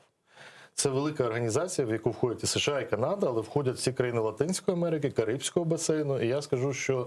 Це такі невеличкі острівні держави, так? Да? Ну, я був послом ще Тринідад і Тобаго, Антигуа і Барбуда, це Барбадос, це Сент-Лучія. Тобто це такі країни, які традиційно, вони не стають на якийсь один бік. Але нам вдавалося з Вашингтона, ну не просто з Вашингтона, я туди літав спеціально для цього, щоб вони підтримували наше рішення в Криму. Я говорив, Маршалові острови, Палау, Вануату. Ви знаєте, де Вануату? Я знаю, але от як вдавалося... Я вам кажу, що я сам зі школьної програми знав тільки географічне розташування Вануату. Але коли треба було добиватися їх підтримки по Криму, я зустрівся з послом цієї країни, він в Нью-Йорку, але якраз був у Вашингтоні, ми з ним поговорили, дуже цікава розмова була. І результатом таких розмов дипломатичної роботи є підтримка таких країн. Я розумію, підтримка таких невеликих, скажімо, невпливових країн – це кількісний результат. Вони впливові, а знаєте чому? Чому? Кожний голос в ООН, він рівний. Що Сполучені Штати, що Вануату. Це один голос. Тому ясно, що вплив різний, але голос один рівний. Тому нам не треба скидати, не те, що зневажати, нам треба підсилити роботу, тому щоб тримати оцю кількість країн, які нас підтримують. Я вам більше того скажу. Навіть вдавалось такі країни повернути на свій бік, які знаходяться під серйозним впливом Росії. Не вдалося, можливо, це не вдається тримати довго. Це, знову ж таки, дуже багато на особистих стосунках, на якихось, ну, це секрети дипломатичної роботи, але я бачу, що така робота, відверто кажучи, трохи зменшилась. Тобто ми заспокоїлись, ну не заспокоїлися, але ми от отримуємо більшість і ми вже вважаємо, що це нормально. Ні. Треба коло цих країн розширювати. І пояснювати ситуацію, яка відбувається, давати більше інформації, реально, що відбувається в Криму. Треба використовувати всі механізми, які є. Ну, я вам дам приклад. Я просто з Білим домом співпрацював таким чином. В них ключова зовнішньополітична тема при президенті Трампі, знаєте, яка була? Свобода релігії. Зовнішньополітична. І через цю тему свободи релігії ми запрошували представників кримських, хто в Криму бореться за те, щоб не витісняли церкву, православну церкву, не витісняли, ну я не кажу про кримських татар вже, але то вони витіснили зразу і єврейську церкву, і синагоги, і все, що було, звідти витіснили. Тому ми цю тему просили американців також в ключі свободи релігії розглянути. Вони зразу не дуже хотіли, але потім, коли я провів зустрічі з спеціальним представником Браунбеком, зі всіма, хто залучений, нас також включили в цю тему з розгляду пріоритетів зовнішньої політики США. Зараз помінявся акцент. Зараз іде ключова така додаткова зовнішньополітична тематика – це кліматичні зміни, екологія, зелена енергетика.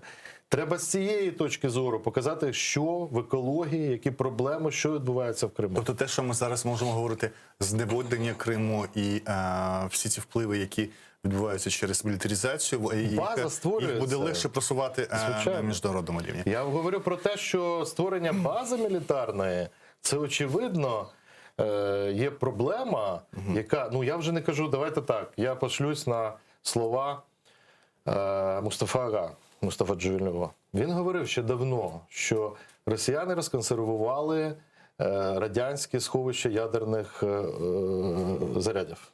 Ну, чесно кажучи, це бомба, ну така заява. А виявляється, він був правий ще тоді. Зараз вже є підтвердження, що дійсно така робота ведеться. Дійсно, немає там ядерних зарядів, але в будь-який час вони можуть бути завезені. Це найстрашніша загроза, наявність ядерної зброї в Чорному морі, найгірша загроза, яку мають серйозно розглянути всі світові лідери. І я піднімав це питання, можу зараз сказати, до нього дуже велика увага. Дуже велика увага. Тому нам треба займати активну позицію, вона є.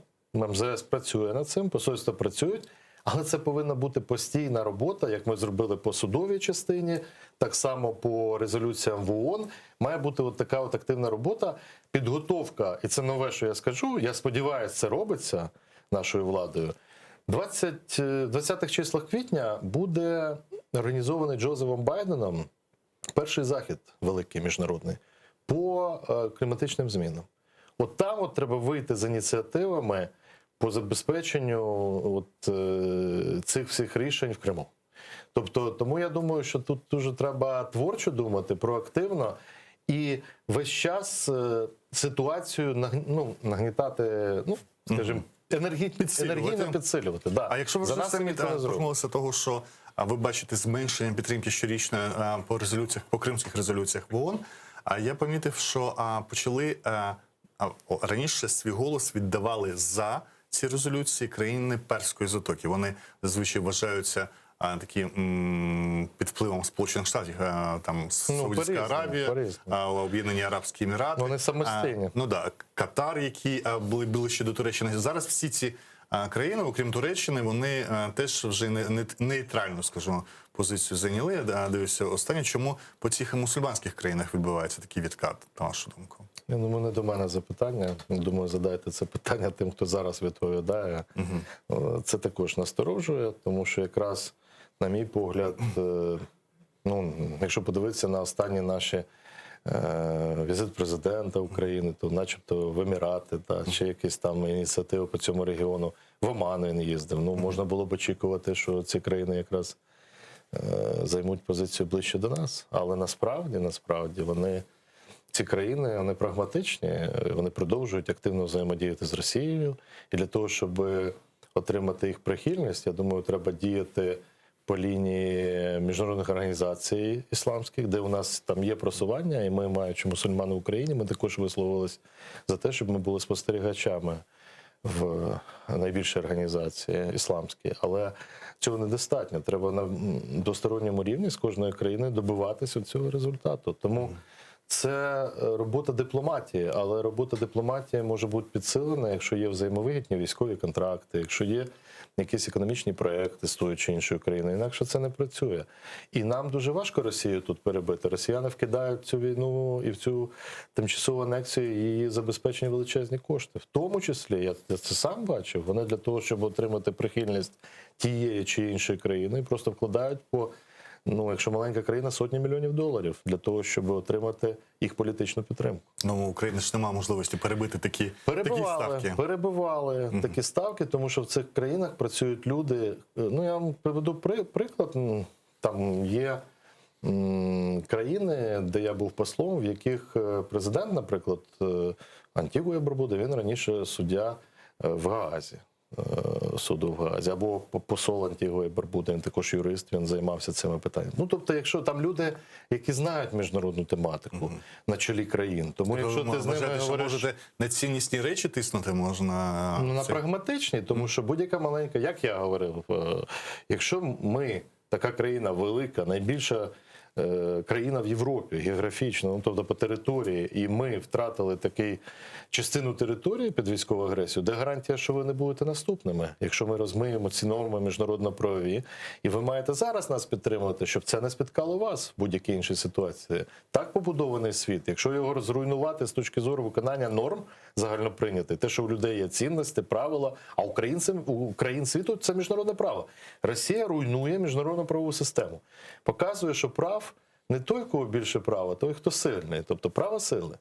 І маленькі країни насправді на це реагують досить так, бачачи цю загрозу. І країн колишнього СНД, назвемо, тому, окрім країн Балтії, які там були, ми маємо підтримку тільки зазвичай там Молдови і Грузії. Це так традиційно сталося. Країни, які теж потерпали від втрати території і впливу Російської Федерації, але бачили після останньої азербайджансько-вірменської війни, що марними були там сподівання вірмен на підтримку Росії в цьому. І чи може це зневірити решту країн СНД в тому, що така підтримка Росії, можливо, і не зовсім правильна? Весь час я кажу насамперед про країни Центральної Азії.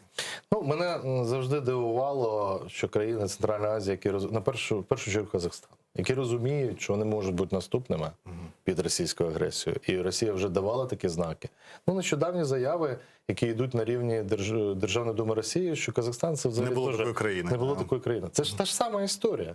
Це початок інформаційної атаки на сусідні країни. Якщо про офіційну дипломатію, от поза кулуарні розмови приватні, розуміння це є? Чи все ж таки таке? Є розуміння, є побоювання агресивних дій Росії. Можу сказати, в цих сусідніх країнах є у всіх.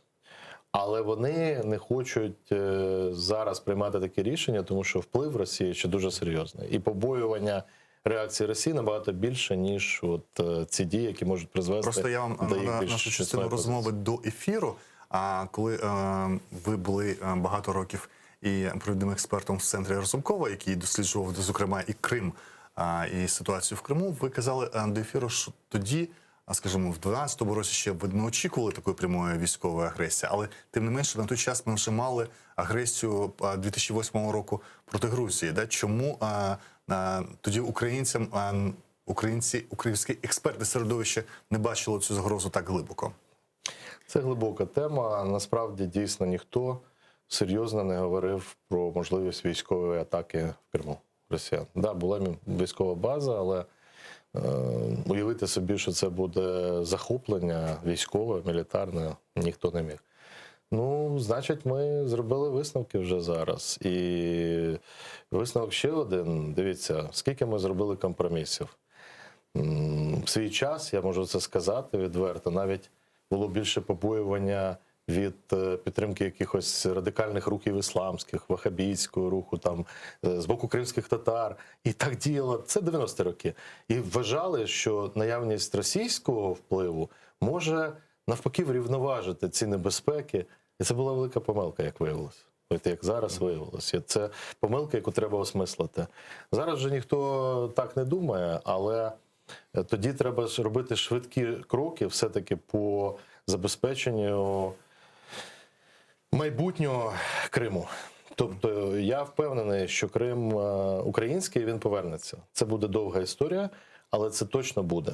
І тому вже зараз треба розуміти, як боротися за той Крим, який буде через деякий час. Росіяни завозять просто зараз, змінюють демографію в Криму, да? Ви знаєте це. Да, за офіційними їхніми даними, вони 200 тисяч завезли, по різним розрахункам є від 500 тисяч до мільйону нових завезених разом з військовослужбовцями російськими. Що нам треба робити? Нам треба тримати дуже сильну позицію міжнародно-правову юридичну. Ніяких компромісів щодо статусу Криму. Тобто Крим – це Україна, Крим – автономна республіка в складі України, тобто це однозначно. І ніяких компромісів цього питання. Вірмено-азербайджанський конфлікт показав, що на певному етапі, коли складаються умови, то можливе рішення, яке швидко приводить до відновлення територіальної цілісності країни. Ну, не повною мірою там, але все-таки. І чому Азербайджан може свою позицію таким чином відстоювати? Тому що він з міжнародно-правової точки зору 100% правий. Вірмени можуть згадувати історію, можуть згадувати, як це відбувалось. Власне, мені шкода і вірмен, тому що це Радянський Союз, це Кремль, Москва зробила їх заручниками цієї ситуації в свій час, ставши на їх бік, начебто, да, і зробивши неправові рішення, в тому числі по Нагорному Карабаху. Але зараз, коли це вертається, просто гинуть люди. Але Азербайджан відновлює свої міжнародно-правові позиції, тобто які забезпечені всіми світовими нормами. І так само і у нас, так само по Криму. Настане момент, коли ми будемо достатньо сильними, а Росія слабкою, для того, щоб відновити справедливість і повернути назад. І тоді всі нас підтримують, тому що це буде правда на нашому боці. Але до цього треба дійсно робити те, що ви кажете. Постійно ситуацію тримати під контролем. І ще один важливий момент. Найбільша сила, яка бореться за відновлення суверенітету України над Кримом, це кримські татари. І тому державна політика, яка підтримки кримсько-татарського народу, має бути підсилена зараз. Це 100%. Принаймні, я дізнався, що ви один з авторів цієї резолюції парламентської в березні 2014 року, де пролунало, що кримські татари є корінним народом в Україні, і пролунало, що Меджлісі і Курултай є представницькими органами кримсько-татарського народу. І навіть була спроба Порошенка 2016 року почати процес надання цій російській автономії, де-факто, яка є, а все ж таки статусу кримсько-татарської національної територіальної автономії. Але не вдалося це зробити.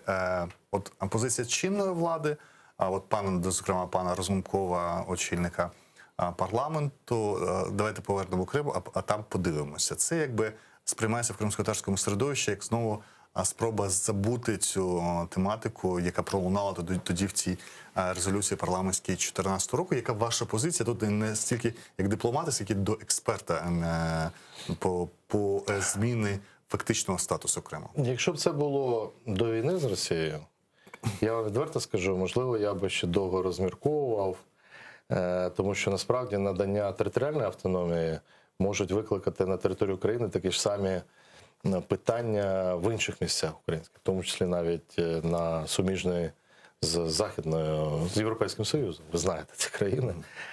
Але після того, як ми побачили, що відбувається в разі невизначеності, в разі ситуації, якщо слабка позиція і російська військова сила, в принципі, привела до спроби анексії, тимчасового захоплення. Тому я би зараз це робив сміливіше.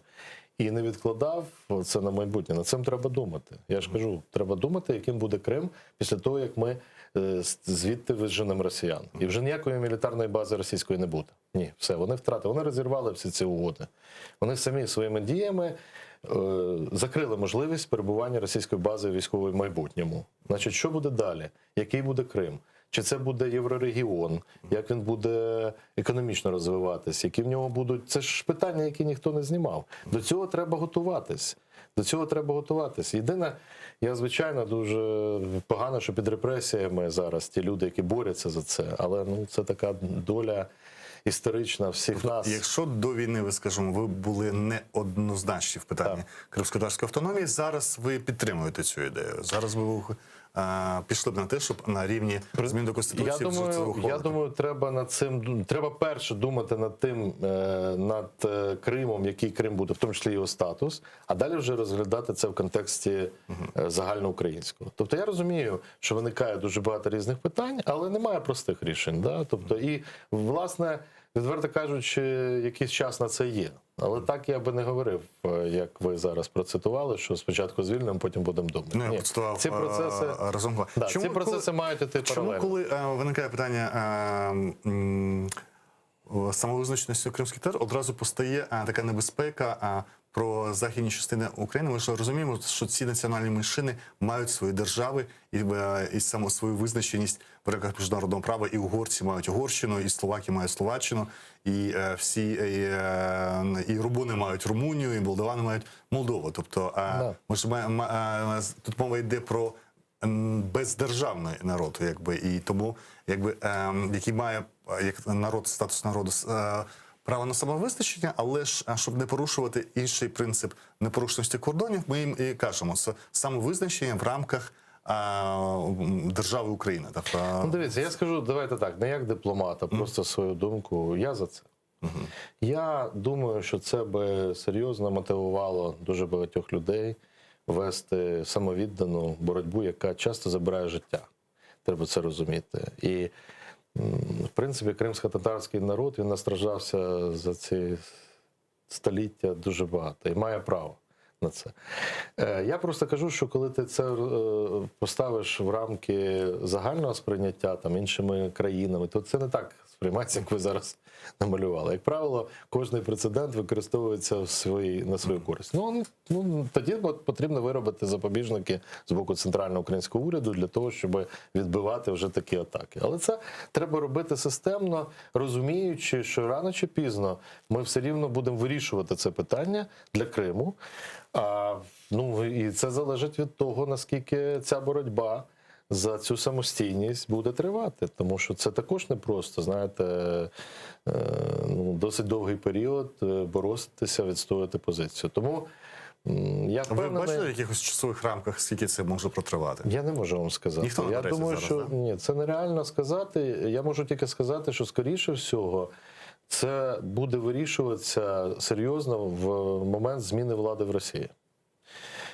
Тому що ми ж розуміємо, що це не вирішується з однієї тільки причини. Якщо Україна військовими засобами пішла умовно звільняти Крим, то це була б повномасштабна війна. І можна сперечатись, чи в 2014 році як діяли, але це повномасштабна війна. І в 2014-му, можливо, це можна було уникнути, якщо зразу по рукам ударити ще в рамках антитерористичної операції, коли захоплювався парламент кримський 26-го, тоді ще можна було. Потім, коли зайшли десантники і регулярні війська, це дуже складна історія. Але буде момент, коли Росія буде змінюватись. Коли він буде, я не знаю. Але точно Росія йде шляхом Радянського Союзу. До речі, це видно. Це ж той самий шлях. І цей шлях веде до розпаду. Раніше чи пізніше. Або до зміни внутрішньої системи управління економікою, і технології треба їм залучати і так далі. Якщо Росія буде йти таким шляхом, рано чи пізно цей договір між росіянами і Кремлем, він зруйнується, тому що вони не знайдуть гроші постійно всіх тримати на цьому платні за свої такі імперіалістичні цілі. Да? Так от в цей момент треба бути готовими вести міжнародний діалог, який буде з Росією на той момент. Умовно, як ми далі жити будемо в світі з новим групою, яка може прийти до керівництва. Я не кажу там один Путін чи Медведєв. Ні, це чи хтось інший, Іванов, чи там Петров.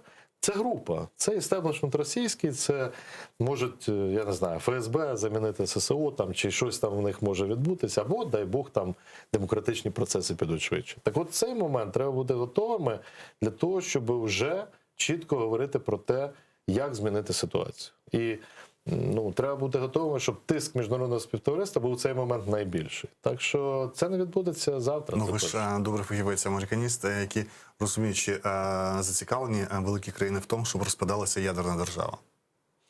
Ні, не зацікавлені. Не зацікавлені. Не зацікавлені, але вони точно не зацікавлені, щоб після Другої вітчизняної, як Росія каже, війни або Другої світової для нас, щоб на європейському континенті були отакі от бандитські дії одної країни проти іншої. Тобто це проти всіх правил. Тому вони не змінять свої позиції. Вони не визнають, як було заявлено, вони не визнають цю спробу анексії ніколи.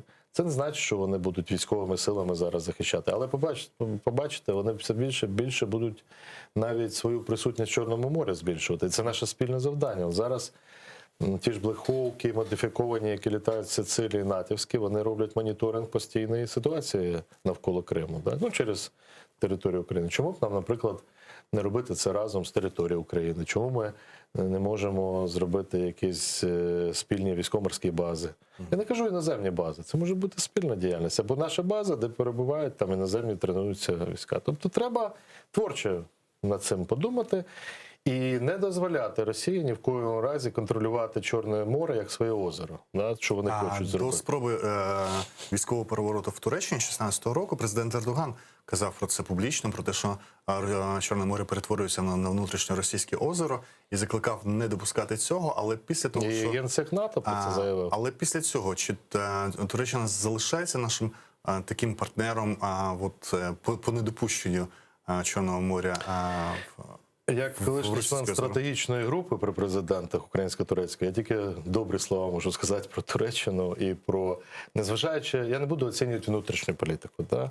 Але з точки зору зовнішньої політики, президент Ердоган дуже виважені приймав рішення. І завжди ці рішення були зважені з точки зору підтримки інтересів кримських татар. І України, відповідно. Тому я сподіваюся, що ця позиція Туреччини не зміниться, і Туреччина є нашим партнером в рішенні цього питання, в тому числі поверненні Криму до України і відновлення територіальної Ще один, згадаю, документ, який був ухвалений якраз тоді ж, коли ви були послом в Америці, це Кримська декларація, яка була ухвалена Сполученими Штатами, якщо не помиляюсь, 18-го року. Правильно? Називають декларація Помпео. Так, декларація Помпео. Наскільки це потужний документ?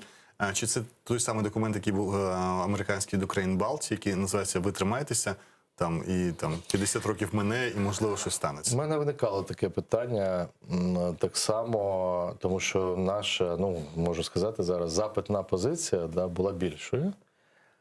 А можете сказати, чого очікували в западній позиції, що не увійшло?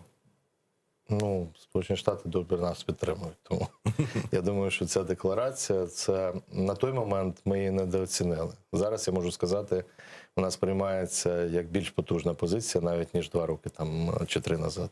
Чому? Тому що коли міняється влада в Америці, а ви бачите, що там теж міняється ситуація, то все рівно ця базова позиція про невизнання анексії Криму, вона тоді буде завжди залишатися. Це дуже добре з точки зору послідовної позиції США. Тобто це не просто символ. Це позиція, яка потім впливає на багато політичних рішень. Стосовно того, чи є це еквівалент Балтійської ситуації, декларації по Балтійським країнам. Воно звучить начебто так, але ми на що дивимося в першу чергу? Це зайняло десятиліття, поки Балтійські країни відновили незалежність від Радянського Союзу. Ми дивимося на цей період. Ми Крим не будемо повертати десятиліттями, я в цьому впевнений. Це буде швидше.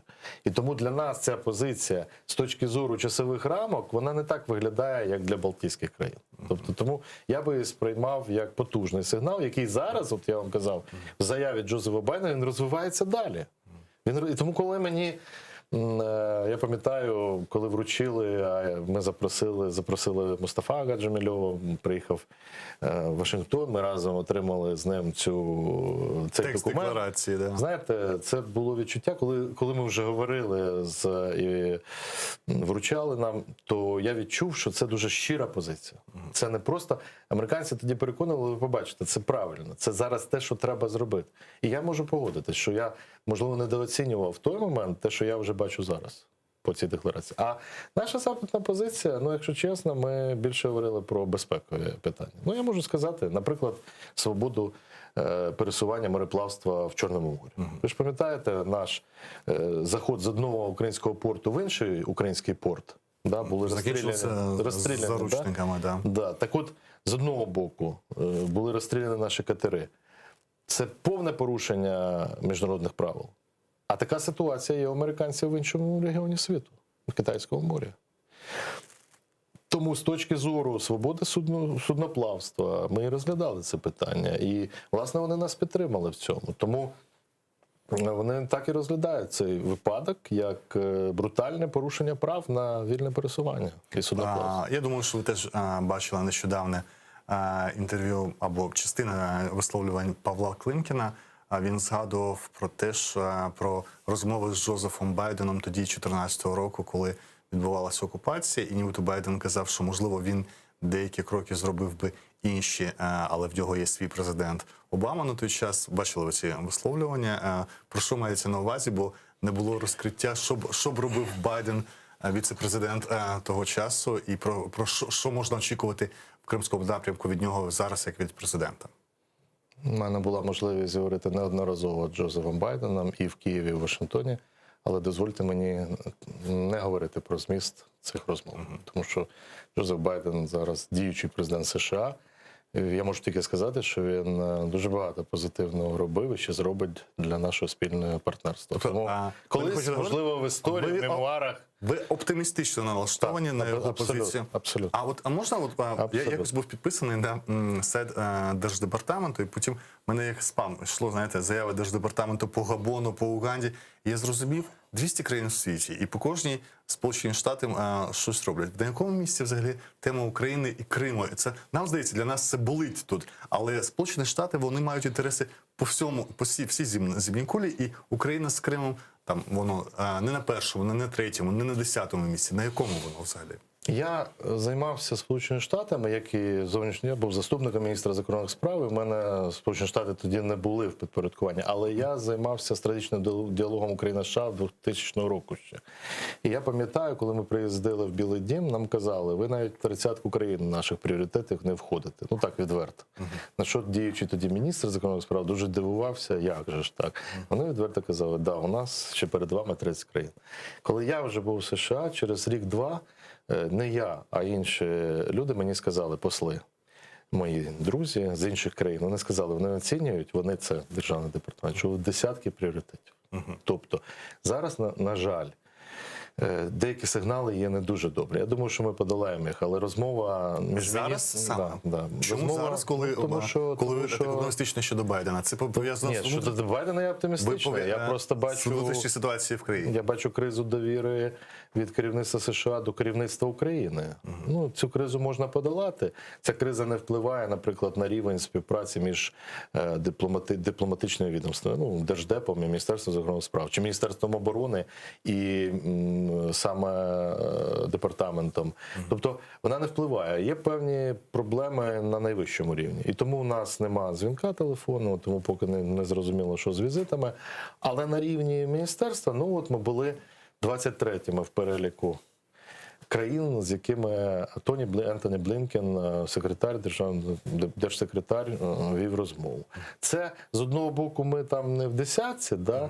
А з іншого, ми попереду багатьох країн Європейського Союзу. Якщо мені кажуть, що це не важливо, це важливо. Я знаю, що це вибудовується саме так.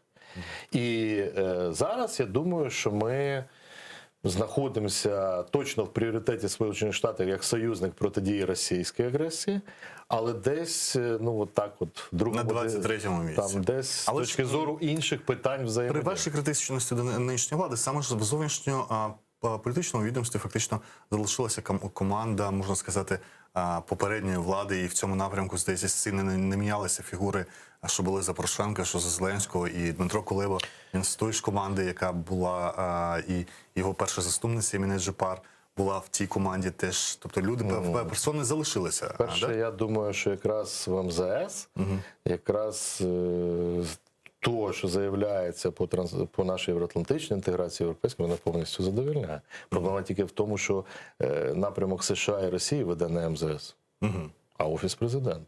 Єрмак. Ну, я не знаю, хто там конкретно, але я точно знаю, що це Офіс Президента. Тобто, ну, тому очевидно, що коли я оцінюю напрями США, чи там от переговорний процес по Мінський процес, то це не МЗС. А при президенті Порошенко МЗС більше був задіяний в ці процеси. Були зустрічі на рівні там навіть не тільки міністрів чи заступників міністра, і політичні директора зустрічались, українського МЗС, німецького, французького. Зараз таких зустрічей я не бачу таких зустрічей. Тобто цього зараз, немає вже 1,5 роки, да? Ну, зараз тільки відбуваються зустрічі на рівні, ну, от якраз Єрмак зустрічається з Козаком. І я не бачу, щоб ви бачили, щоб міністр Кулеба зустрічався з Лавровим. Я цього не бачу. Ну, по-моєму, такої зустрічі не було ні одної.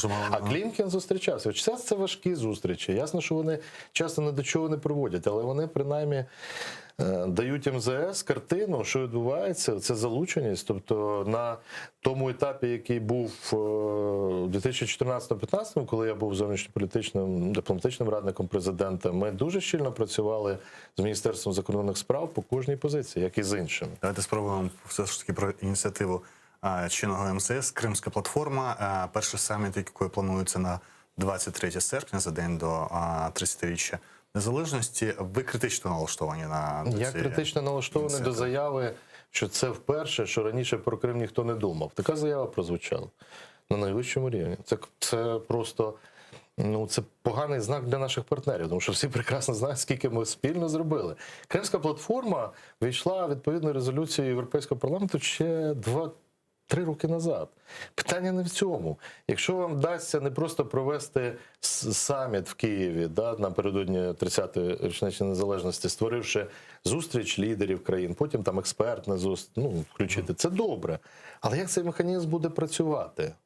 Я просто думаю, що треба так зробити, щоб ми не залишились оцей лозунг Кримської платформи тільки красивим словом, який завершиться проведенням зустрічі в Києві. От це треба розуміти. А як це має працювати? Ну, от якраз має працювати в тому, щоб країни, які війдуть в цю Кримську платформу, я дуже хотів би, я дуже підтримую цю ініціативу. Ну, до речі, ви побачите, на днях вийде наше звернення спільне українсько-американське по підтримці теж і Кримської платформи, і я це підтримую. Я просто кажу, що не треба думати, що раніше ніхто, не називаючи це Кримською платформою, не створював таку мережу. Я сам, як посол США, ми створили мережу друзів Криму в Вашингтоні. І туди входили офіційні представники, конгресмени, сенатори, експерти. Ми це зробили. Але коли йшло питання просування конкретного рішення, то це допомагало. Але це недостатньо тільки заявити, що от є така група людей чи група країн. У нас, врешті-решт, в ООН велика була кількість країн, які ми називали там нашими союзниками і підтримки по деокупації Криму. А далі спрацьовують дуже багато інших факторів. Отут треба імплементація якихось спільних рішень. А чи кожна з цих країн, ну, наприклад, є наступна резолюція в ООН, а чи кожна країна Кримської платформи спробує країн свої регіони також переконати? Залучити. Ви вбачаєте, це має працювати так. Інструмент. Це має бути інструмент, а не просто... вона своїх союзників має залучати до цього процесу. Приєдналася країна Близького Сходу, наприклад, я дуже сподіваюся там. Значить, після цього засідання маємо отримати відповідь на той момент, який ви запитали, чому деякі країни свою позицію змінили. Значить, має повернутися ці позиції. Значить, в цій Кримській платформі ми маємо мати впливові країни. Ну, тому це нелегко. Я не те, що хочу сказати, це підготовку треба вести не тільки МЗС. Треба всім включитися, щоб ця Кримська платформа, вона набула інструментарію, щоб потім можна було діяти відповідним чином. Сам сигнал непоганий буде. Ну, ще побачимо, як його вдасться забезпечити на якому рівні. Але я тільки за це. А от що буде далі? Ну, наприклад, американці, вони не люблять щось називати там красиво, і потім, щоб не було результату. Я знаю це по спільній роботі. Тобто, вони дуже дивляться на результат. І ми теж так орієнтувалися не на якісь слова великі, я думаю, ми згадаємо результат. одну організацію. Можливо, ви зараз заперечите, а можливо, я просто багато чого не знаю. От як ГУАМ, да? ГУАМ – організація, яку можна навіть секретаріат побачити у нас на Майдані, і ми давно не знаємо, чим ця організація займається, чи жива вона, чи ні. Тобто Кримська платформа, ви бачите, може стати таким чимось, як ГУАМ, таким майданчиком партнерів, які не здатні вирішувати серйозні питання? Я не вважаю, що ГУАМ організація, яка нічого не продемонструвала. Тобто вона в неї є певні ліміти, тобто обмеження, але вона на певних етапах свою роль зіграла. І якщо ця ідея, вона нікуди не ділась. Ці країни, вони, в принципі, вона там скоротилась до ГУАМ, пам'ятаєте? Узбекистан вийшов. Але в такому вже вигляді Грузія, Україна, Молдова, Азербайджан, це, я вважаю, що якщо приєднати до цього, крім ГУАМ, ще країни чорноморські і країни НАТО, то це може спрацювати. Тому кожна ініціатива має якісь свої результати. В дипломатії навіть самопроведення такої заходу Кримської платформи – це вже буде успіх. Але для країни це недостатньо. Тобто, крім дипломатів, має спрацювати далі ще і інші механізми, які призведуть до результатів уже інструментарія і впливу цієї ж самої Кримської платформи, в першу чергу, на деокупацію Криму. Тобто, це очевидно. Трошки не про Крим, останнє питання, буквально або 2 хвилини до завершення, бо побачив новину про те, що до осені Північний потік-2, можливо, до вересня буде добудований. Що скажете з цього приводу? Тобто всі санкції американські не поділені на те, щоб зупинити цей проект? Я думаю, що, по-перше, треба розуміти, що це в інтересах України і в інтересах Сполучених Штатів. Не скажу, що Німеччина там розділяє повністю цю позицію, тому тут йде складна історія. Я тільки одну річ вам скажу. Труба сама по собі – це труба. Да? Тобто ще треба, щоб по ній йшов газ, і щоб все це надійно працювало. Тому побачимо, які будуть результати німецьких виборів, яка буде коаліція. Наприклад, Зелені вже заявили, що вони будуть виступати в наступному складі, де вони розраховують війти в коаліцію, будуть виступати категорично проти. Це вже буде через екологічні чинники? Не знаю, через які чинники, але я чув заяви їх представників, що вони будуть діяти так. Тому вже зробили багато чого для того, щоб не дати в свій час просуватися цьому проекту так, як хотіли росіяни. Тобто вони можуть, звичайно, собі дозволити туди заривати або топити там мільярди доларів, але це ж буде не завжди. Тобто колись це закінчиться. Якщо 30 секунд дозволити, персональне питання. Ви були і заступником міністра закордонних справ, і заступником голови адміністрації президента, здається, і послом в такій країні, як Сполучені Штати. Це, можливо, мрія для багатьох дипломатів. Які ще можуть бути амбіції після того, як все це було вже в кар'єрі? Політика? Я ніколи на пости державні не напрошувався. Це знаходило роботу. Мені завжди амбіція моя удосконалювати з точки зору відстоювання позиції України у зовнішній політиці на міжнародній арені. Я це роблю зараз своїми методами, очолюючи недержавну організацію. І, в принципі, в активній політиці бачите себе там на рівні депутатського міністерства? Ні, відверто скажу, що в зовнішній політиці треба взаємодіяти вже, коли я ці посади, які ви сказали, це тільки з президентом країни. Якщо буде такий варіант, що президент і я буду відчувати, що ця взаємодія може бути, тоді може щось змінитися. Але я буду спокійно. У мене немає амбіцій якихось таких просто зайняти посаду. Да? Тобто, вам кожен так каже.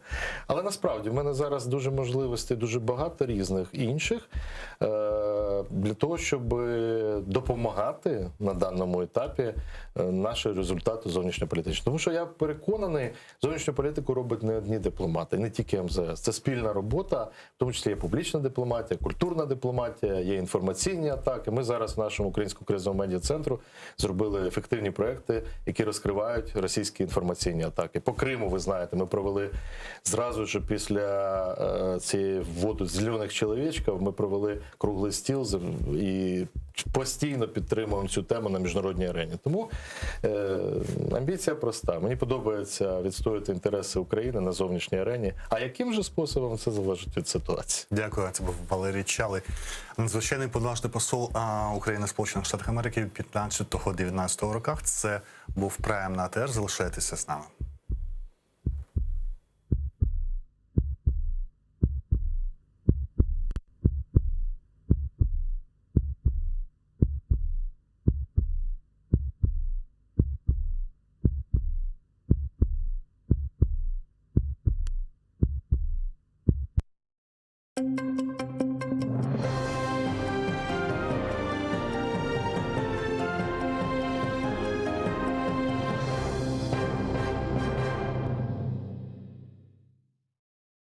Ишгалжилер махкемесі Мустафа Джемилевке қаршы уйдырылған даваға оғлы Хайсерге қаршы топланған делиллеріні қошқан. Бұл қанунларға зыт келеде адвокат Николай Полозов бұл қарарына шикайет етмеге істей. Бүгінгі сөзде махкеме топлашуында қадылар селянин мұқайтсызлықнен құллану ве патронлар сатын алынмасы бойынша дава материалларына огренгенлер ве Хайсер Джемилевнан давасы бойынша Джемилевлер еві бақылмасы протоколына қошқанлар. Имайжилерінің фкіріне көре башқа давалардан материаллар қошылмасы ясақтыр. Ләкин ишгалжилер қадылары бұңа диққат етмеген. Полозовның сөздеріне көре, невбетеке махкеме топлашуында да ишгалден евел Украин таққатшылары топлаған делиллерін огренмелелер.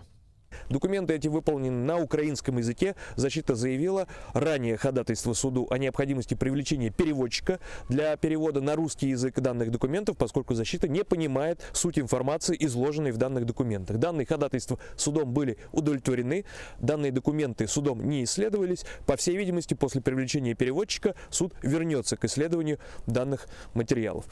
Кечкен сені апрелінің 13-інде ишгалжилер Мустафа Джемилевна Русия сыңырына қанунсыз кечкенінде селянин мұқайтсыз құлланғанында ве патронлар сатын алып сақламасында қабатладылар. Сөз 2014 сенесі майыс уч күні Қырымның мемори сыңырында алып кечкен вақиялар аққында кете. О вақыт ярмадаға келген Қырым татар халқының лидеріні қаршыламақ үшін мемори сыңырға бинглерже Қырым татары шыққан еді. Ама ишгалжилер Джемилевні Қырымға ойледе қоймаған еді. Шатларынан сөзлері бірі-біріне зыт келе. Ахмеджетнің ишгалжилер махкемесінде Санки Дерсін Эдембекиров сақлаған патлайджы мадделеріні тапқан ФСБ қадемлеріні сорғудан кечіргенлер. Ишгалжилерінің құветшілері селя сақланған ерден насыл месафеде олған айтып оламағанлар. Оларының яланны эмаллықлары да таздықлайды адвокат Алексей Ладин. Патлайджы мадделер сақланған ер бақылғаны вақыт, олар патлайджы мадделеріні зарарсызлаштыры жемутихасларыны йолламақ еріне тақықатшы ве шаатларны йоллағанлар демек селя тюлеке кетірмегенні біле еділер, чүнке озлері оны анда кетіріп ташлағандырлар. Из 15 свидетелей обвинения, как уже сказал мой коллега, подавляющее большинство – это сотрудники ФСБ, которые в том числе дублируют, повторяют показания мифического секретного свидетеля Меметова. Но эти показания, на взгляд защиты, изначально сфальсифицированы.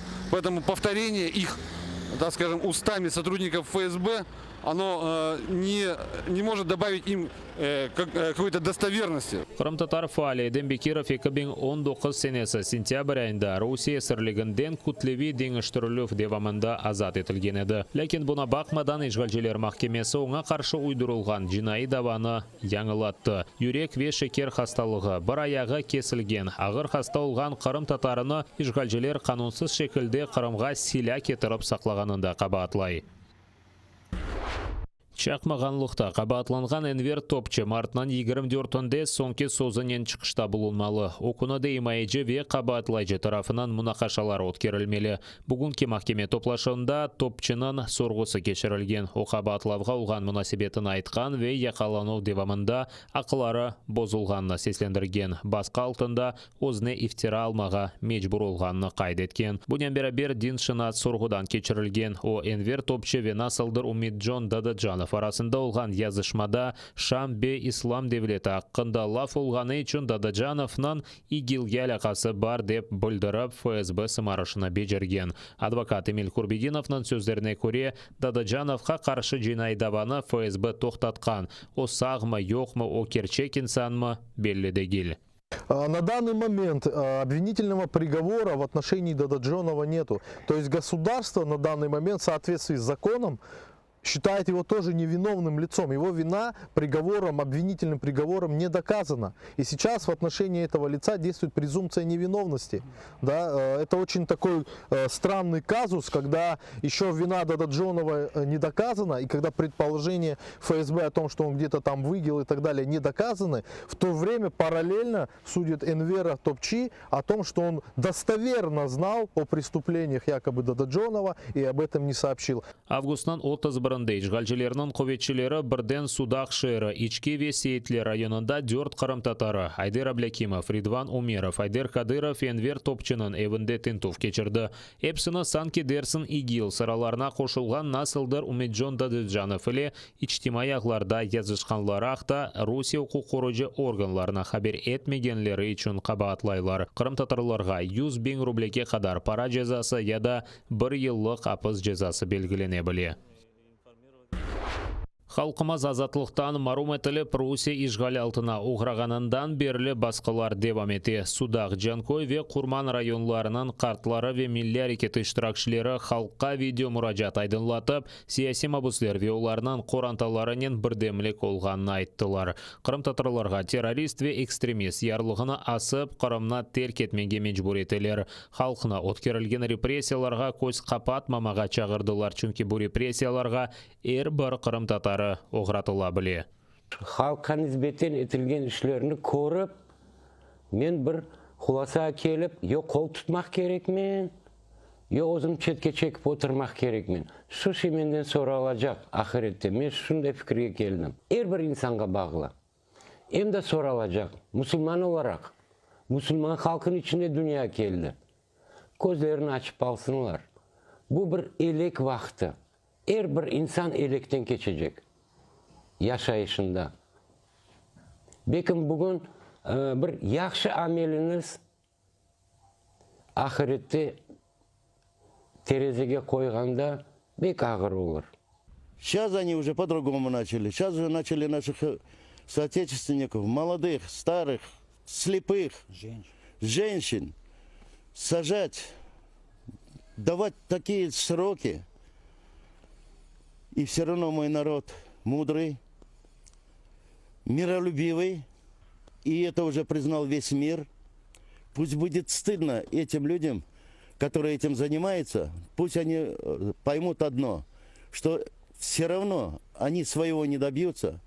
Мой народ живет на своей родине и будет жить мирно, дружно, как сейчас.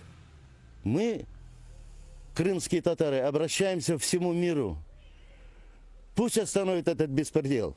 Кеченлер бөлі видео мұражатларынан Қарасу базары ве Бақшысарай қартлары ве милли әрекет іштіракшілер айдынлатты. Февральның 17-сінде Ярмаданның бірқач районында Кутлеви полис тарамалары кечірілді. Нетижеде 6 Қырым татары яқаланды. Азамат Июпов, Яшар Шихаметов, Ленур Сейдаметов, Тимур Ялкабов, Эрнест Ибрагимов ве Олег Федоров эпсіні Хизбут Тахрир геляқасы бар деп террорчылықта ве Русияда әкиметні күчнен запт етмейін тұлуында қабатлайлар.